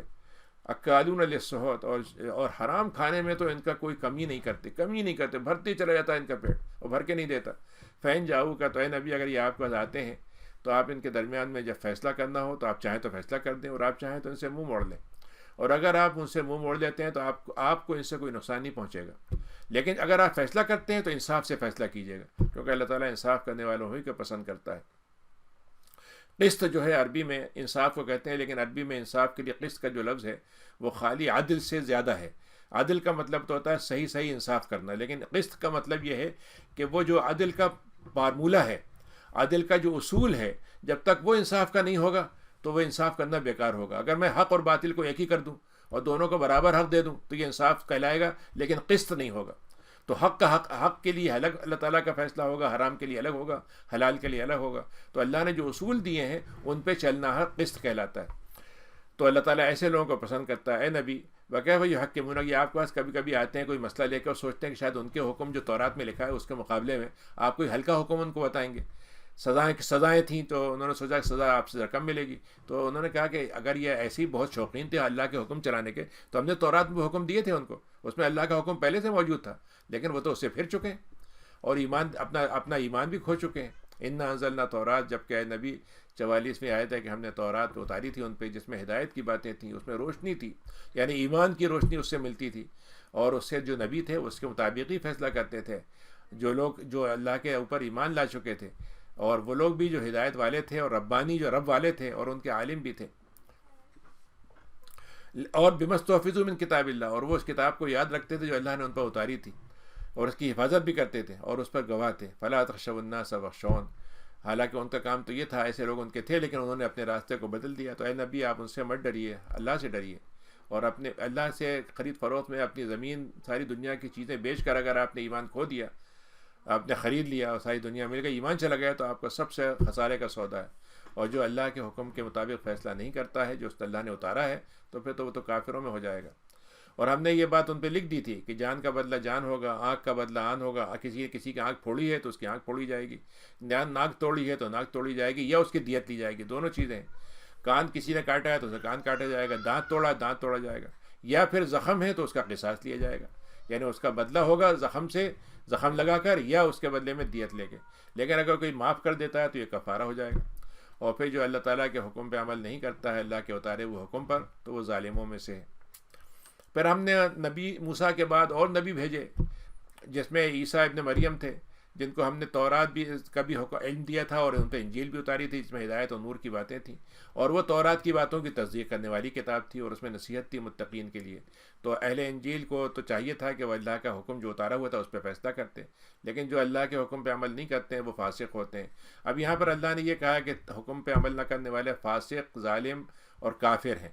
تو اس کا مطلب کیا ہے؟ اگر وہ بالکل انکار کر دیں اللہ کے حکم کا تو کافر ہو جائیں گے، اگر وہ اس میں منمانی کریں کبھی نہیں کریں، اور جتنا فیصلہ کرنا چاہیے اس سے غلط اور زیادتی کے ساتھ کریں تو ظالم ہو جائیں گے، اور اگر وہ مطلب یہ ہے کہ اس کے باوجود جو اللہ کا حکم ہے اس پہ عمل تو کریں، لیکن اس پہ مانے تو اسے لیکن عمل نہیں کریں اس کو، تو وہ فاسقوں میں ہو جائیں گے۔ وَأَنزَلْنَا إِلَيْكَ الْكِتَابَ، تو اے نبی ہم نے آپ کو اب تورات اور انجیل کے بعد آپ کو ایک کتاب سے نوازا ہے جو حق کے ساتھ اتری ہے، پرانی کتابوں کی تصدیق کرتی ہے 48ویں آیت میں، اور یہ اس میں ہم نے جتنے مضمون پرانی کتابوں میں دیے تھے سب کو سمیٹ کر جمع کر دیا اس کتاب میں۔ تو اب اللہ تعالیٰ نے جو آپ پر کتاب اتاری اس کے مطابق فیصلہ کیجیے گا، اور کسی کی خواہش پہ مت چلیے گا۔ جبکہ آپ کے پاس حق آ چکا ہے۔ اے نبی، ہر ایک کو ہم نے سابقہ رسولوں کو ہم نے شریعت سے دیا تھا، اب ہم نے آپ کے لیے ایک شریعت دی جو راستہ ہے آپ کے لیے، اور ہم چاہتے ہیں ساری دنیا ایک امت ہوتی، لیکن ہم تو ایک دوسرے کو آزمانا چاہتے ہیں کہ کون ہمیں مرضی کے ہماری مرضی پر، ہمارے اختیار دیے ہوئے طریقے پر، بغیر ہمارے زور کے کیسے ہماری بات کو مانتا ہے۔ تو اے لوگوں، اگر تمہیں اب موقع دیا ہے تو تم خیر کی طرف بڑھتے چلے جاؤ، اللہ کی طرف سب کو لوٹ کے جانا ہے۔ پھر وہ بتائے گا کہ کس بات پہ اختلاف ہوتا تھا اور کس اختلاف سے کیا نتیجہ نکلا تھا، اور کہاں کہاں تک وہ اختلاف جو ہے اس کے اثرات پہنچے تھے۔ وَأَنْهِكُمْ بَيْنَهُمْ بِمَا أَنزَلَ اللَّهُ، اے نبی آپ تو ان پہ جو اللہ نے آپ پہ اتارا ہے اس کے مطابق فیصلہ کیجیے گا، خواہشوں پہ مت جائیے گا، اور اس بات سے ڈرتے رہیے گا کہ آپ کو کہیں کسی بات میں آزمائش میں نہ ڈال دیں، کسی فتنے میں نہ ڈال دیں، جبکہ آپ کو اللہ کا حکم آ چکا ہے۔ یعنی جیسے آج کل ہوتا ہے کہ بھائی مسلمان ملکوں میں نہیں صاحب ابھی شریعت پہ تو ذرا وقت لگے گا، ابھی نہیں کر سکتے نافذ، ابھی دیکھیے حالات ٹھیک ہو جائیں، اور ابھی دیکھیے بات یہ اگر ہم نے کر دیا تو یو این او میں ہمارے خلاف قرارداد پاس ہو جائے گی، ہماری بڑی طاقتیں ہمارے خلاف ہو جائیں گی۔ تو نبی سے بھی یہی کہا جا رہا ہے کہ آپ بھی اس بات سے چوکنے رہیے گا کہ آپ کو لوگ ایسا نہ کر دیں کہ آپ کسی چکر میں اللہ کے حکم کو پیچھے ڈال دیں، یہ سوچ کے کہ مصلحتیں اس بات کے تقاضا کر رہی ہیں، یہ طاقتیں ہمارے خلاف پڑی ہوئی ہیں، یا ہمارا تو معاملہ لٹ جائے گا۔ تو اب اگر وہ لوگ آپ سے پھر جاتے ہیں تو آپ سمجھ لیجئے کہ اللہ تعالیٰ نے ان کے گناہوں کی وجہ سے ان کو اس مصیبت میں ڈالا ہے۔ یعنی جو کچھ ہم پہ زوال آتے ہیں، ظاہر ہے اس کا سبب صرف نہیں کہ ہمارے پاس ہتھیار نہیں ہے، دولت نہیں ہے، اس کا اصل سبب یہ ہے کہ ہمارے، اسی لیے عمر نے کہا تھا مجھے تمہارے فوجی تیاری میں کمی ہے اس سے مجھے کوئی ڈر نہیں ہے، لیکن اپنے گناہوں سے چوکنے رہنا، کیونکہ شکست اس سے ہوتی ہے۔ اور اکثر لوگ وہ ہوتے ہیں جو فسق میں پڑے ہوتے ہیں، کیا وہ اللہ کا حکم چھوڑ کے جاہلیت کے حکم کو چاہتے ہیں؟ تو اللہ تعالیٰ کے حکم سے بڑھ کر کون سا حکم ہو سکتا ہے؟ لیکن ان کے لیے کام کرے گا جو اللہ کی بات پہ یقین رکھتے ہیں۔ یا الذین آمنوا 51 آئے تھے کہ دیکھو یہود اور نصارہ کو اپنا ولی مت بنانا۔ یا ولی کا ترجمہ دوست صحیح نہیں ہے، نہ فرینڈ صحیح ہے، ولی اصل میں کہتے ہیں ایسا مقام جو مسلمانوں کی بہت ہی انسائیڈ معلومات کی ہوں، یعنی پالیسی میکنگ جیسے کہتے ہیں، اعلیٰ ترین جو مسلمانوں کے رازداری کے معاملات ہیں اس کے اندر ان کو اپنا ساتھی مت بنانا۔ ورنہ دوست کا یہ مطلب نہیں ہے کہ وہ آپس میں پڑوسی ہیں تو ان کا حق نہیں ہوگا، کوئی رشتہ دار ہو سکتا ہے اس کا حق نہیں ہوگا، کوئی مطلب یہ کہ اچھے کام کر رہا ہے تو نہیں، وہ تو دوستی ہوگی۔ لیکن ولی کا مطلب ہے سرکاری طور پر ان کو وہ عہدے مت دینا جو پالیسی میکنگ کے ہوتے ہیں اور انسائیڈ معلومات کے ہوتے ہیں، اور وہ تو آپس میں ایک دوسرے کے ولی بنے ہوئے ہیں، اور جو اللہ تعالیٰ سے پھر کے نکل جاتا ہے تو پھر وہ بھی انہی کے ساتھ ہو جائے گا۔ اللہ تعالیٰ کافروں کو، ظالموں کو ہدایت نہیں دیتا۔ فَتَرَى الَّذِينَ فِي قُلُوبِهِم مَرَضٌ، اللہ کے نبی 52 آیت ہے کہ آپ دیکھیں گے جن کے دلوں میں ایک مرض آ چکا ہے، مرض کا مطلب یہ شک پیدا ہو گیا ہے اور ایمان یقین کے ساتھ نہیں آ رہا ہے، تو وہ جو ہے کیا کریں گے؟ یُسَارِعُونَ فِیہِم، ان کی طرف دوڑتے چلے جائیں گے، ان کے ساتھ بڑی دوستیاں بنانے کی کوشش کریں گے، اور وہ یہ کہیں گے کہ بھائی بات یہ اگر ہم نے دوستی نہ کی ہوتی تو آج پتہ نہیں ہم تو گردش میں آ جاتے، مارے جاتے ہم۔ اللہ تعالیٰ نے کہا کہ کیا خیال ہے اگر مومنین کو ہم فتح دے دیں گے یا اور کوئی معاملہ ہم کر دیں گے تو اس کے بعد وہ کیسی ندامت میں پڑے ہوں گے، اور کیسے وہ صبح اٹھیں گے تو معلوم ہوگا کہ اب ندامت ان سے چھپ نہیں رہی ہوگی۔ 53 آیت ہے کہ یقول الذین آمنوا، اور اس کے بعد وہ کہیں گے، وہ کہتے ہیں کہ جو لوگ ایمان لائے ہیں یہ وہ لوگ ہیں قسمیں کھاتے، اچھا اس وقت تو یہ کہیں گے کہ بھائی ایمان والوں سے کہ اقسموا جہد ایمان ہیں، کہ بھائی ہم قسم کھا کھا کے مرے جائیں گے، قسم کھا کھا کے ہم تو آپ کے ساتھ تھے، لیکن ان کے اعمال تو اللہ کے ختم ہو چکے ہیں، وہ تو خسارے میں جا چکے۔ یا ایھا الذین آمنوا، یا 54 میں آئے تھے کہ اللہ نے اس سے پہلے بھی بات کہی تھی، یا پھر کہا ہے کہ اے ایمان والو، اگر تم میں سے کوئی اپنے دین سے پھر جاتا ہے تو ایک بات سمجھ لو کہ ہم ایسی قوم کو لے آئیں گے جو اللہ سے محبت کرتی ہوگی اور اللہ ان سے محبت کرتا ہوگا، اللہ ان سے محبت کرے گا اور وہ اللہ سے محبت کریں گے۔ اذلۃ، دو پہچانیں اللہ نے بتائی ہیں اچھے مومنین کی، ایک تو یہ کہ وہ اللہ سے محبت کرتے ہیں سب سے بڑھ کر، اور دوسرا یہ کہ ان کی نرمی ہوتی ہے مومنین کے لیے، سختی ہوتی ہے کافرین کے لیے۔ ہم نے آج جو رویہ رکھا ہے وہ بالکل برعکس ہے، ہمارے بڑے بڑے حکمراں سے لے کے نیچے تک چپراسی تک جو ہے اس کی نظر میں ایک مومن کی کوئی قیمت نہیں ہے، لیکن اگر کوئی صاحب بہادر پہنچ جائے تو چاہے وہ بالکل کچرا ہو، وہ بھی ان کی نظر میں اس کی بڑی عزت ہوگی۔ تو اللہ نے یہ پہچان بتائی تھی کہ بھائی وہ مومنین کے لیے بڑے نرم دل ہوں گے، نرمی بچھ جائیں گے، اس کا کام کر دیں گے، اس کی نہیں دیکھیں کہ مومن کی بڑے بڑے لقب والا ہے یا عزت والا ہے یا دولت والا ہے، وہ صرف مومن ہونا کافی ہوگا۔ اور کافروں کے لیے ان کا معاملہ سخت ہوگا۔ سخت ہونے کا یہ مطلب نہیں کہ ان پہ سختی کریں گے، بلکہ ان کا مطلب یہ ہے کہ ان کا معاملہ ان کے ساتھ اسی وقت تک ہوگا جس حد تک ضرورت ہے، پیچھے نہیں جائیں گے ان کے لیے۔ یجاہدون فی سبیل اللہ، یا وہ لوگ ہوں گے۔ تیسری اللہ نے صفت بیان کی کہ ہم جس قوم کو لائیں گے وہ اللہ کی راہ میں جہاد کرتی ہوگی، اور چوتھی صفت اللہ نے بتائی کہ وہ ان کو کوئی اچھی بات کہنے میں اس کا خرد نہیں آئے گا کہ لوگ ان کو کیا کہہ دیں گے، ان کی ناک کٹ جائے گی دوسروں کی نظر میں، یا وہ نکو بن جائیں گے، یہ ان کو فکر نہیں ہوگی، ملامت سے ان کو کوئی خوف نہیں آئے گا۔ یہ وہ ہے اللہ کا فضل جس کو وہ جب چاہتا ہے تو دے دیتا ہے، اور اللہ تعالیٰ بہت وسعت والا ہے۔ اور اللہ نے کہا کہ دیکھو تمہارا اصل ولی تو صرف اللہ اس کا رسول ہے، اور وہ لوگ جو ایمان والے ہیں، اور یہ ہوتے ہیں نماز قائم کرنے والے، زکوٰۃ دینے والے، رکوع کرنے والوں کے ساتھ رکوع کرنے والے، اور جو اللہ اس کے رسول سے 56ویں آیت ہے بدل کے کہیں اور چلا جائے، والذین آمنوا، ٹھیک ہے، وَمَن يَتَوَلَّ اللَّهَ وَرَسُولَهُ وَالَّذِينَ آمَنُوا، ہاں جو اللہ اور اس کے رسول کو دوست رکھتے ہیں اور ایمان والوں کو، تو اللہ تعالیٰ کا گروہ جو ہے وہی غالب ہونے والا ہے۔ یا الذین آمنوا، اے ایمان والو، پھر اللہ نے یہ بات کہی دوبارہ کہ دیکھو ان کو اپنا دوست مت بناؤ جن لوگوں نے تمہارے دین کو ہنسی کھیل بنا رکھا ہے، نبی کے کارٹون بناتے ہیں، اسلام کی کوئی باتوں کو، جہاد کو، تلوار کو ایسا منظر پیش کرتے ہیں جیسے ٹیررسٹ جو ہے اس سے بدترین آدمی کوئی نہیں ہو سکتا، تو انہوں نے ہماری دینی چیزوں کو مذاق بنا رکھا ہے، تو ان کو دوست مت بناؤ۔ من الذین اوتوا الکتاب، یہ کافروں میں سے بھی ہو سکتے ہیں، اہل کتاب میں سے بھی ہو سکتے ہیں، تو ان کو انسائڈر مت بنانا اپنا۔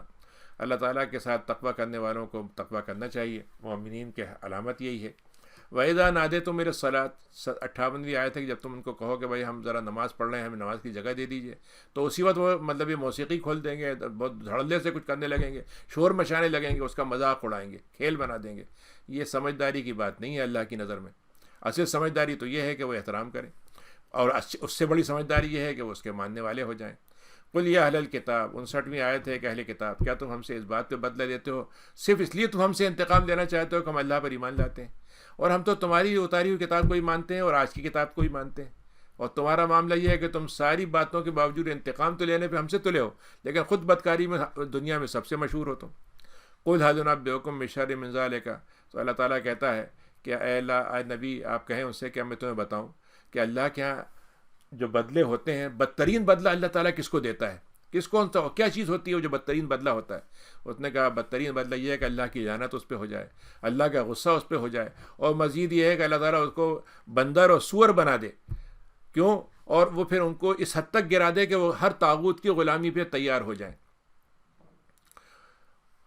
وَلُعِنُوا بِمَا قَالُوا، بل جو ہے کہ وہ ہو جائیں، اولئک شر مکانا، یہ وہ لوگ ہیں جو اللہ کے جن کی بدترین ان کی جگہ ہے، اور راستے سے بھٹکے ہوئے بدترین لوگ ہیں یہ۔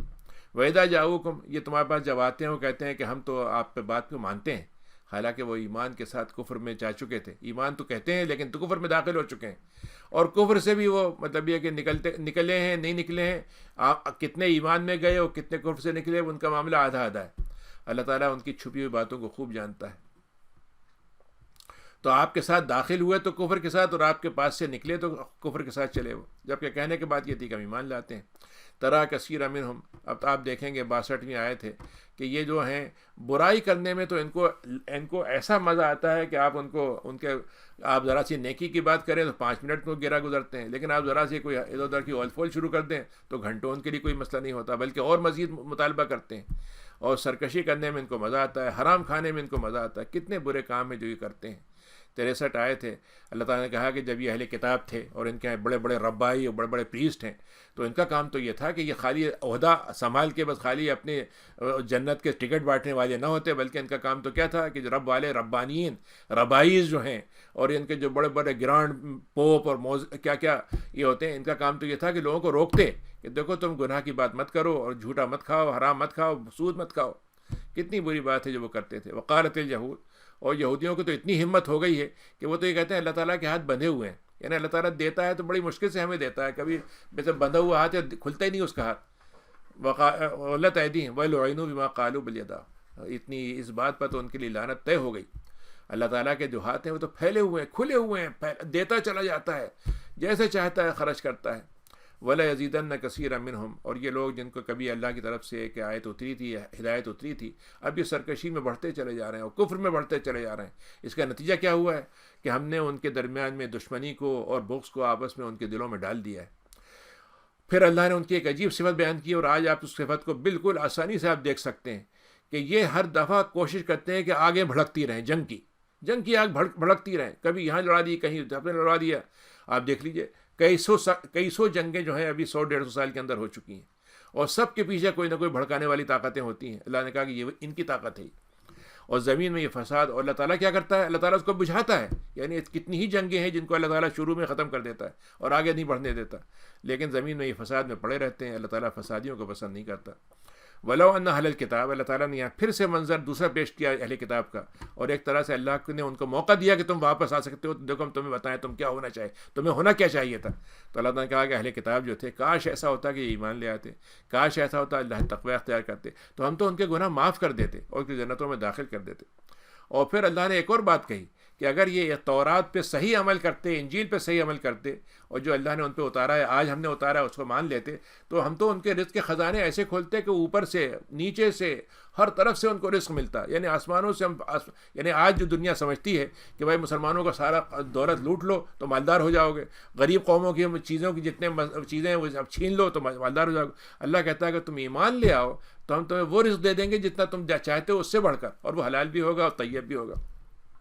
یقیناً ان کے اندر ایسی قوم ہے جو تھوڑی سی درمیانہ روی کی چال چلنے والی ہوتی ہے، لیکن زیادہ تر تو وہی ہیں جو برے کاموں میں مزہ آتا ہے ان کو، اسی میں لگے رہتے ہیں. یا ایھا رسول بلغ، پھر نبی کریم کو مخاطب کر کے اللہ نے کہا اللہ کے نبی آپ کا کام تو ہے بات کو پہنچا دینا، جتنی بات ہم نے کہی اس کو آپ پورا پہنچا دیں، آپ کے خلاف ہو تو، آپ کو اچھی لگے تو، آپ کو خطرہ خوف محسوس ہو تو ہر حال میں پہنچا دیں.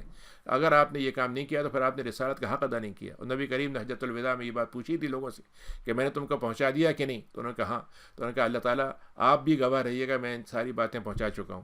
پھر اللہ تعالیٰ نے نبی کریم سے خاص گارنٹی دی اور کہا کہ اللہ میاں آپ کو بچائے گا. تو یہاں بچانے کے 3 مطلب ہیں.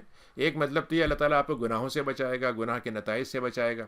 دوسرا مطلب یہ ہے کہ جو انسانی کمزوریاں ہوتی ہیں ان سے بچائے گا. تیسری چیز یہ ہے کہ دشمنوں کے حملوں سے آپ کی جان کی حفاظت کرے گا. تو اسی لیے ہم کہتے ہیں کہ نبی کریم جو ہے معصوم ہیں بطور نبی کے، بطور انسان کے ان سے غلطی ہو سکتی ہے لیکن آپ معصوم ہیں. اور دوسرا یہ کہ آپ کی عصمت یہ ہے کہ ساری سازشیں آپ کے زمانے میں ہوئیں لیکن کسی سازش کا آپ نشانہ نہیں بن سکے، کوئی اللہ نے آپ کی حفاظت کی. آپ پہلے اپنی چوکیداری کرواتے تھے لیکن جب یہ آیت اتری تو آپ نے چوکیداروں سے کہا جو حفاظت کرتے تھے کہ اب ضرورت نہیں ہے، اللہ تعالیٰ نے میری حفاظت کا ذمہ لے لیا ہے. اللہ تعالیٰ کافروں کو ہدایت نہیں دیتا. یا اہل کتاب، اور آج بھی دیکھ لیجیے اللہ تعالیٰ کیسے حفاظت کرتا ہے نبی کی. آج بھی ان پہ ہر طرف سے حملے ہو رہے ہیں لیکن اللہ تعالیٰ ہی ہے جو ان کو ذلیل کرتا ہے، جو اللہ کو نبی کو ذلیل کرتے ہیں. اور اللہ کی نبی کی عظمت جو ہے آج بھی بنی ہوئی ہے. قل یا اہل الکتاب لستم علی شیء، اے ایمان والو، اہل کتاب والو، تم کچھ بھی نہیں ہو، تمہاری کوئی حیثیت نہیں ہے اللہ کے یہاں، کوئی تم چہیتے نہیں ہو. ہاں اگر تم اقامت کر دو، قائم کر لو، عمل میں لے آؤ تورات کو یا انجیل کو، اور جو ہمارے پاس سے ہم نے اتارا ہے اللہ کے اس نبی پر. وَلَا أَنزِلَ عَلَيْكُمْ رَبِّكُمْ وَلَا يَزِيدَنَّ كَثِيرًا مِنْهُمْ، اور ان میں سے بہت سے لوگ ایسے ہوں گے جو اور مزید سرکشی میں بڑھتے جائیں گے. تو اے نبی آپ کافروں کی قوم سے کس طرح کی آپ کو پریشانی اور افسوس نہیں ہونا چاہیے. آپ کو یہ نہیں ہونا چاہیے کہ بھائی میں نے تو اتنا سمجھا ہے پھر بھی نہیں سمجھ رہے ہیں، اب میں کیا کروں ان کے لیے. آپ کو پریشان نہ ہو. اور وہ لوگ جو ایمان لائے تھے، ایمان لانے والے وہ ہوتے ہیں جو یہودیوں میں سے بھی ہو سکتے ہیں، جب سابعین کا قوم اللہ کا دین تھا اس میں بھی ہو سکتے ہیں، جو عیسائی کا قوم تھا اس میں بھی ہو سکتے تھے. اور آخرت کا مطلب کیا تھا؟ ایمان اللہ پہ لاتے، آخرت پہ لاتے، نیک عمل کرتے. تو ایسے ساری قومیں جو اپنے ہدایت کے زمانے میں اپنے نبیوں کے ساتھ جڑی رہیں، ایمان کے ساتھ، عمل صالح کے ساتھ، آخرت کے ساتھ، تو ان کو کوئی خوف اور غم نہیں ہوگا. لقد اخذنا میثاق بنی اسرائیل، 70ویں آیت ہے کہ ہم نے بنی اسرائیل سے یہ میثاق لیا تھا اور ہم نے ان کے بعد رسولوں پہ رسول بھیجے تھے. اور جب بھی ان کے پاس کوئی رسول آتا تھا تو اور وہ بات کہتا تھا جو ان کو اچھی نہیں لگتی تھی، جو مزہ نہیں آتا تھا ان کو، تو ان میں سے ایک فریق تو جھٹلا دیتا تھا اور ایک فریق تو قتل کرنے پہ اتر آتا تھا. وَحَسِبُوا أَلَّا تَكُونَ فِتْنَةٌ، اور یہ سارے کام کرتے ہوئے ان کو یہ خیال ہی نہیں آتا تھا کہ ان کے لیے کتنے فتنے کی بات بنے گی. فَعَمُوا وَصَمُّوا، تو وہ اندھے ہوتے چلے گئے تھے اور بہرے ہو گئے تھے. پھر بھی اللہ نے ان کو ایک موقع دیا توبہ کا، پھر اس کے بعد وہ اندھے بہرے ہو گئے، اور ان میں سے زیادہ تر لوگوں نے یہ روش اختیار کی. اللہ تعالیٰ ان کے عمل سے خوب واقف ہے. لقد کفر الذین، یہاں 72ویں آیت ہے کہ کافر ہو گئے وہ لوگ جنہوں نے کہا کہ مسیح ابن مریم جو ہے اللہ مسیح ہے، یا جنہوں نے کہا کہ یا قال المسیح، جبکہ مسیح نے خود یہ کہا تھا اے بنی اسرائیل اللہ کی عبادت کرو جو میرا رب ہے اور تمہارا رب ہے.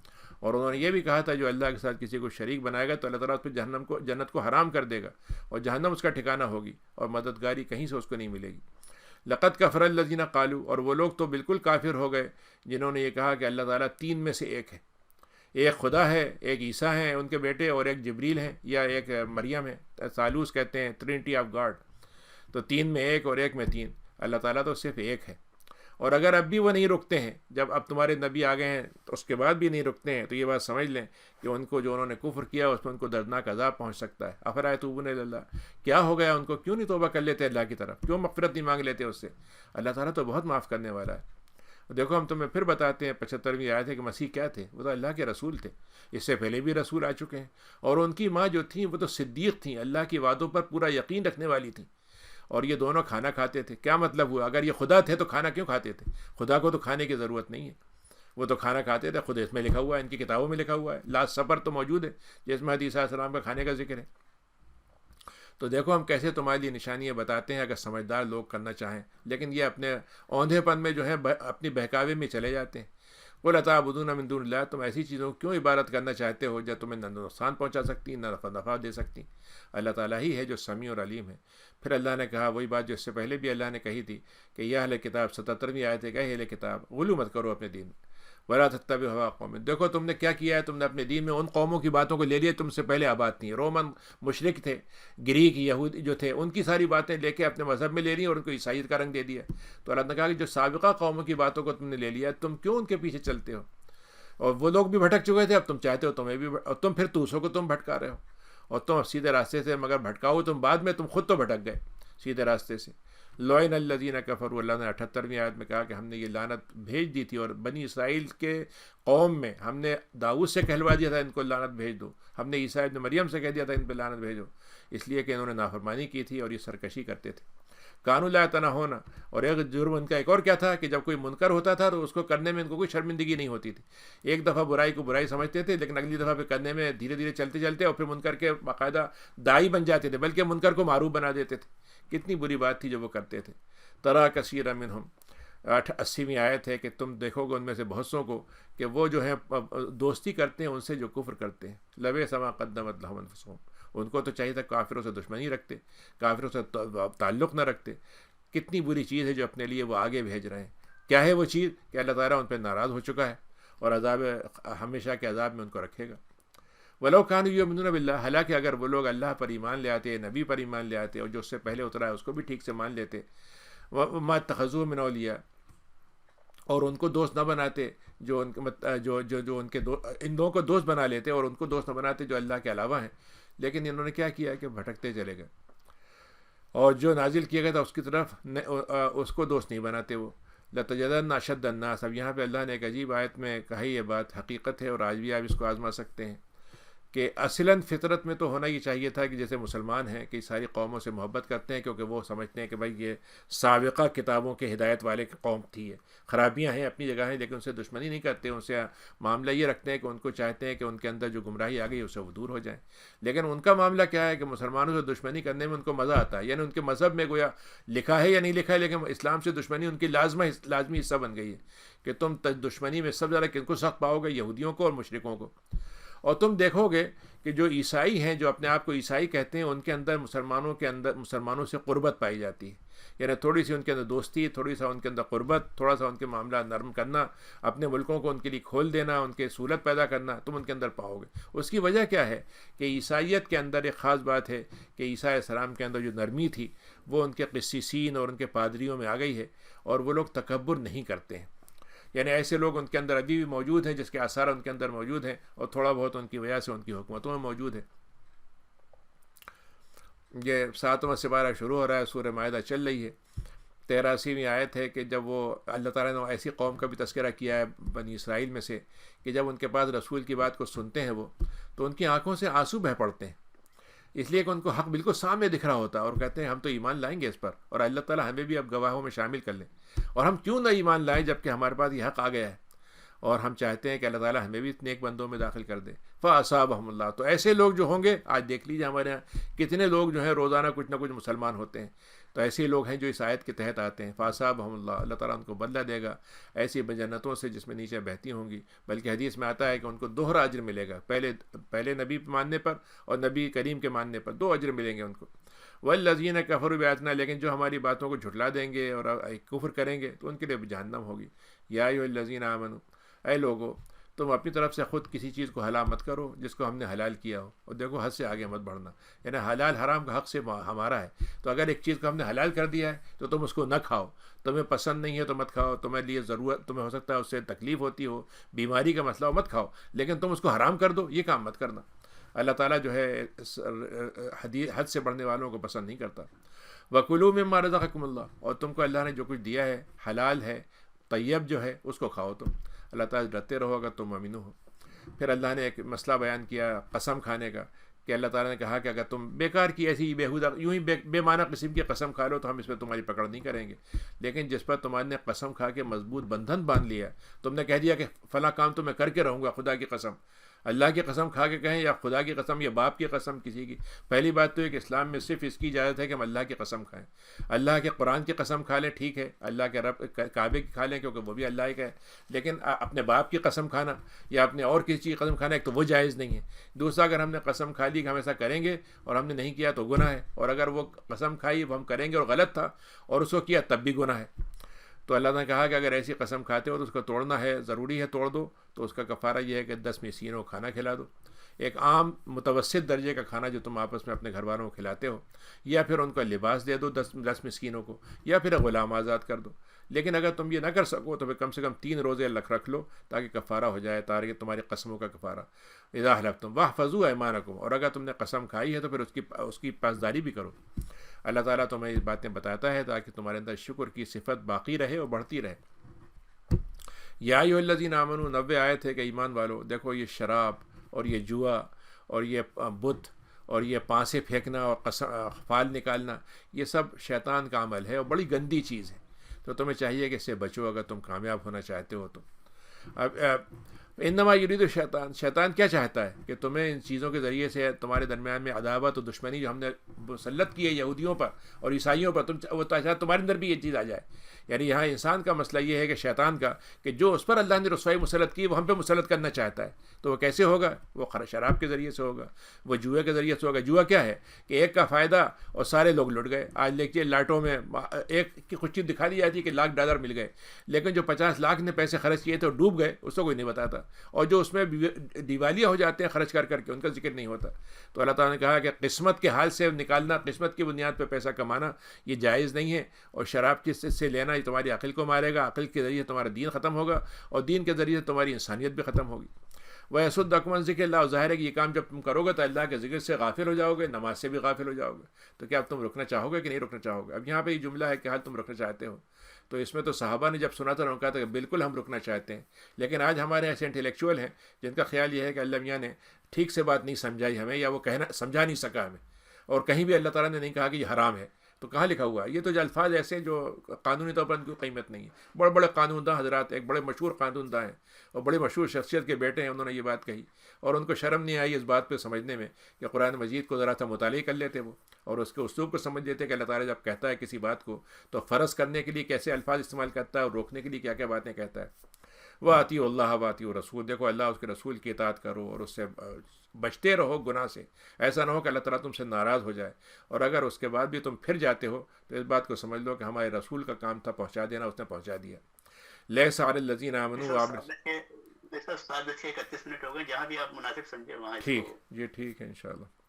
تو اے ایمان والو, لیس علی الذین آمنوا, اگر کسی نے ایمان قبول کر لیا تھا اور نیک عمل کرتا رہا, اب اگر اس نے کوئی پہلے زمانے میں غلطی سے کوئی چیز غلط کھا لی تھی اور اس کا ایمان باقی ہے, یا پھر وہ اذا اتقوا, اگر وہ تقوی اور ایمان کے ساتھ رہا اور عمل صالح کرتا رہا تو اس کو اس سے نقصان نہیں ہوگا. ثم اتقوا, تو اگر انہوں نے پھر سے قبل کر لیا لیکن پھر اسے ٹھیک کر لیا اپنے آپ کو, تو اللہ تعالیٰ ان کو معاف کر دے گا. یہاں پر ایک صاحب نے اس کا مطلب یہ سمجھا کہ اچھے کام کرتے رہو غلط کام کھاتے رہو, تو حضرت عمر نے ان کی سزا دی. ادھر کا اس کا مطلب صرف یہ تھا کہ ایک آدمی پہلے سے حرام کام کھاتا تھا, حرام چیزیں کھاتا تھا, اب ایمان لے آیا, تو اس کا تو کام یہ تھا کہ وہ پچھلے گناہ پہ اللہ تعالیٰ اس کو نہیں پکڑے گا, لیکن اس کا کام کیا ہونا چاہیے کہ وہ اپنا کھانا ٹھیک کرے, تقوی میں بڑھتا جائے اور آخرت کے معاملے کو اور اچھا کرتا چلا جائے تاکہ اس کی نیکیاں جو ہیں بڑھتی چلی جائیں. اس کے بعد بس 1-2 آیتیں اور میں پڑھ لیتا ہوں کہ ایمان والو تمہیں اللہ تعالیٰ جو ہے ایسے موقع پہ آزمائے گا کہ شکار تمہارے سامنے آ جائے گا, تم حالت میں احرام میں ہو اور چاہے گا کہ تم شکار کرو, تو دیکھنا چاہتا ہے کہ تم اللہ سے ڈرتے ہو کہ نہیں. تو اگر اس موقع پہ کسی نے سرکشی کی تو اللہ کو عذاب دے گا اللہ تعالیٰ. اور ایمان والو جب تم احرام کی حالت میں تو شکار مت کرنا. اگر کسی نے قتل کر دیا ایسے جانور کو تو اس کے بدلے میں اس کو کفارہ دینا ہوگا اتنے ہی جانور کو. جیسے ہرن مارا ہے تو ہرن کے بدلے میں مثلاً فرض کیے گائے ہے, گائے کا قربانی دینا ہوگی یا اس کے پیسے دینا ہوں گے, اور وہ پیسے جو ہیں کہاں پہنچیں گے؟ قربانی کعبے کو پہنچے گی. اور کفارتن, یا تم کفارہ ادا کرو, مسکین کو کھانا کھلاؤ, یا پھر تم یہ کرو کہ اتنے روزے رکھو تاکہ تمہیں اس وبال پہنچے. اللہ تعالیٰ نے تمہارے پچھلے گناہوں کو معاف کر دیا، لیکن اب اگر پڑھو گے تو تمہارے لیے انتقام اللہ تعالیٰ لے گا. احل لکم صید البحر، تمہارے لیے ہم نے سمندر میں جو ہے جا رہے ہو، دریا میں جا رہے ہو تو وہاں کا شکار آزاد حلال کر دیا ہے، کیونکہ تمہارے لیے اور تمہارے گزر کے لیے اسی میں کھانا ہے. لیکن خشکی میں مت کرنا جب تک تم احرام کی حالت میں ہو، اور اللہ تعالیٰ سے ڈرتے رہو جہاں تم جس کے ساتھ تمہیں واپس تمہیں جمع کر کے تمہیں اس کے سامنے کھڑا ہونا ہوگا.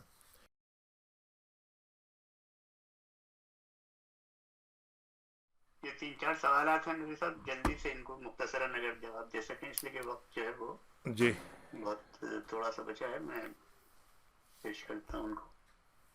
ایک سوال یہ ہے کہ اگر مسلمان عورتیں ابنڈنٹلی اویلیبل ہیں تو کیا اہل کتاب کی خاتون اس کو بھی الاؤڈ ہیں؟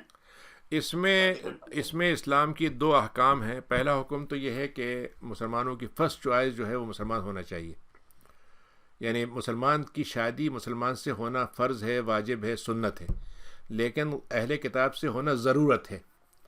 تو وہ ضرورت کی حد تک تو ہو سکتا ہے، لیکن پسندیدگی کی طرح سے نہیں ہوگا. ایک تو یہ ہے.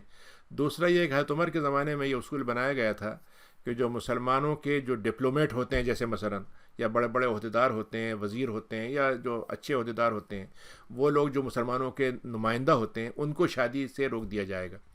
تو ایک دفعہ ایک صحابی نے شادی کی تھی تو آپ نے ان کو کہا کہ نہیں چھوڑ دو اسے. آپ کیوں کہہ رہے ہیں غلط ہے؟ انہوں نے کہا نہیں غلط نہیں ہے، لیکن تمہیں نہیں کرنا چاہیے.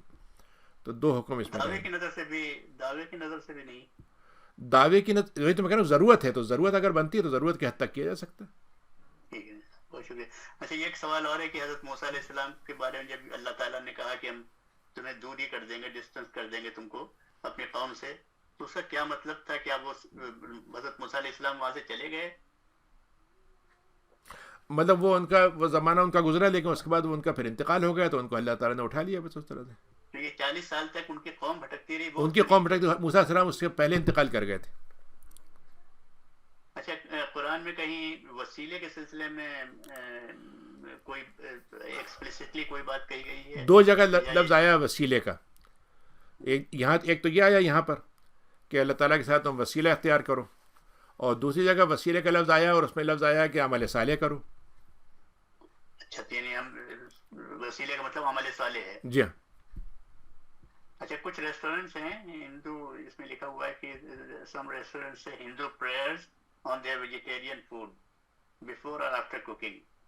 تو اس کو یعنی اگر انہوں نے کوئی ظاہر آدمی جو جا رہا ہے وہ تو پیسے دے کے کھا رہا ہے، تو گو کے ویجیٹیرین ہے، کیا وہ حلال ہے؟ یعنی ہندو ریسٹورینٹ میں اگر ویجیٹیرین ہے خالی، جی ہاں وہ تو کھا سکتے ہیں، اس لیے کہ ان کے عام طور سے جو اگر اس پر کچھ پڑھا ہے تو کوئی فرق نہیں پڑتا. نہیں اصل میں پڑھا ہونے سے تو کوئی فرق نہیں پڑتا. اصل میں جو چیز ہمارے لیے منع ہے وہ ہے جو ان کے مذہبی چڑھاوے کی ہو. یعنی وہ ہوتا ہی ہے کہ جو وہ یہ اس میں نہیں ہوتا، یہ اس سے متعلق نہیں. اچھا، ذرا سا ظالم، فاسق، فاجر اور کافر کا موازنہ کر دیا. مطلب کئی مثالیں اس کی ہو سکتی ہیں، لیکن فاسق وہ ہے جو ایک بدکاری جو ہے ڈھٹائی سے کرے اور سب کے سامنے کرے. تو ایک تو فاسق یہ قرآن میں کبھی کبھی کافر کے لیے بھی لفظ استعمال ہوا ہے، لیکن عام طور سے فاسق کا ترجمہ ہمارے یہاں یہ ہے کہ وہ آدمی جو کھل کے برائی کرے اور ڈھٹائی سے کرے. یعنی وہ مومن ہے لیکن مومن کے ساتھ ساتھ یہ بری کام بھی کر رہا ہے اور کھل کے کر رہا ہے. ظالم وہ ہے جو مطلب یہ ہے کہ اس سے بھی ہو سکتا ہے تھوڑا سا اور آگے بڑھ جائے کہ وہ ایک کام جو کر رہا ہے اس کا جواز بھی فراہم کرے، فرض کیجیے مثلا، اور دوسروں کو بھی اس کی دعوت دے. اور تیسرے نمبر پہ وہ ہے جو بالکل ایمان کے درجے تک سے نکل کے بالکل کفر کے درجے میں چلا جائے تو وہ کافر میں آ جائے گا. اچھا، ایک سوال اور ہے، میں ذرا اس کو تلاش کر رہا ہوں کہاں گیا یہ question for doctor Naqvi. Often people quote سورہ مائدہ and say that meat of اہل کتاب از حلال and eat at McDonald and other non Muslim. جی ہاں، میں نے اسی لیے یہ لفظ بتایا کہ قرآن مجید میں لفظ جو آیا وہ طعام کا لفظ آیا ہے. تو طعام میں تو بات یہ ہے کہ جو بھی کھانا ہوتا ہے، چاہے ویجیٹیرین کا ہو، چاہے سبزی ہو، چاہے وہ مطلب یہ ہے کہ پاستا ہو، سب طعام کہلائے گا. لیکن یہاں پر طعام سے مراد کیا ہے؟ وہ جانور جو ذبح کیا ہوا ہوتا ہے اور اس کو وہ ذبح کر لیں، اس کو طعام کہیں گے. تو اگر میک ڈونلڈ والے جو ہیں جو ذبح کرتے ہیں، اگر میں مثال دیتا ہوں اس کی آسانی سے آپ سمجھ لائیں گے کہ یہاں پر 2 قسم کی چیزیں ہوتی ہیں. ایک تو ہوتا ہے سلاٹر ہاؤس ہے، عیسائی چلا رہا ہے اسے، لیکن ہمارے لیے وہ ایشو نہیں ہے. ایشو یہ ہے کہ ذبح کون کر رہا ہے. فرض کیا بدھسٹ نے ذبح کیا اسے، چائنیز نے ذبح کیا، ہندو نے ذبح کیا، سکھ نے ذبح کیا، تو پھر وہ ہمارے لیے ذبح نہیں کہلائے گا، چاہے ملکیت اس میں کمپنی کی عیسائی کی ہو. تو یہاں پہ طعام اہل الکتاب کا مطلب یہ ہے، اس کا ترجمہ ایسے ہوگا کہ وہ فوڈ، وہ گوشت جو اہل کتاب نے ذبح کیا ہوا ہے اس کو تم کھا سکتے ہو خالی. تو یہاں پہ میک ڈونلڈ کیا ہے اور KFC کیا ہے اس سے تعلق نہیں ہے. ایشو یہ ہے کہ اسٹینڈرڈ وہاں پایا جاتا ہے کہ نہیں پایا جاتا. اگر وہ آپ کو یہ بتا دیں کہ ہاں ہمارے یہاں عیسائی اس کو ذبح کرتا ہے اور ہمارے پاس ذبح کیا ہوا گوشت ہے عیسائی کا، تو پھر آپ کھا سکتے ہیں.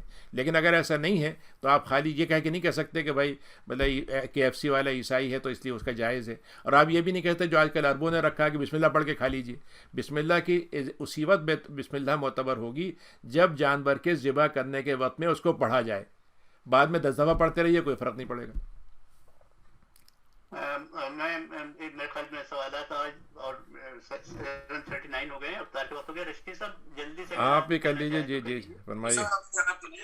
یہ فرمایا اس سلسلے میں آیت نمبر 95 میں کہ وہ اگر آپ احرام کی صورتحال میں ہوں اور شکار کر لیں تو آپ نے مثال دی کہ اگر ہرن ہو تو اس کے بدلے میں گائے کی جائے. مطلب وہ جانور جو ہمارے یہاں پالتو ہوتا ہے وہ اس کے ایکول شمار کیا جائے گا. مثلا آپ نے خرگوش شکار کیا، ہرن کے مقابلے میں اگر بکرا کیا جائے تو برابر. مطلب میں نے تو ایسی مثال دی، ہو سکتا ہے ایسا ہو، یعنی میں اس کو وہ نہیں کرنا چاہ رہا ہوں، لیکن یہ کہ یعنی نیل گائے کے بارے میں تو طے ہے کہ وہ نیل گائے ہے تو وہ اس کے بدلے میں گائے ہوگی.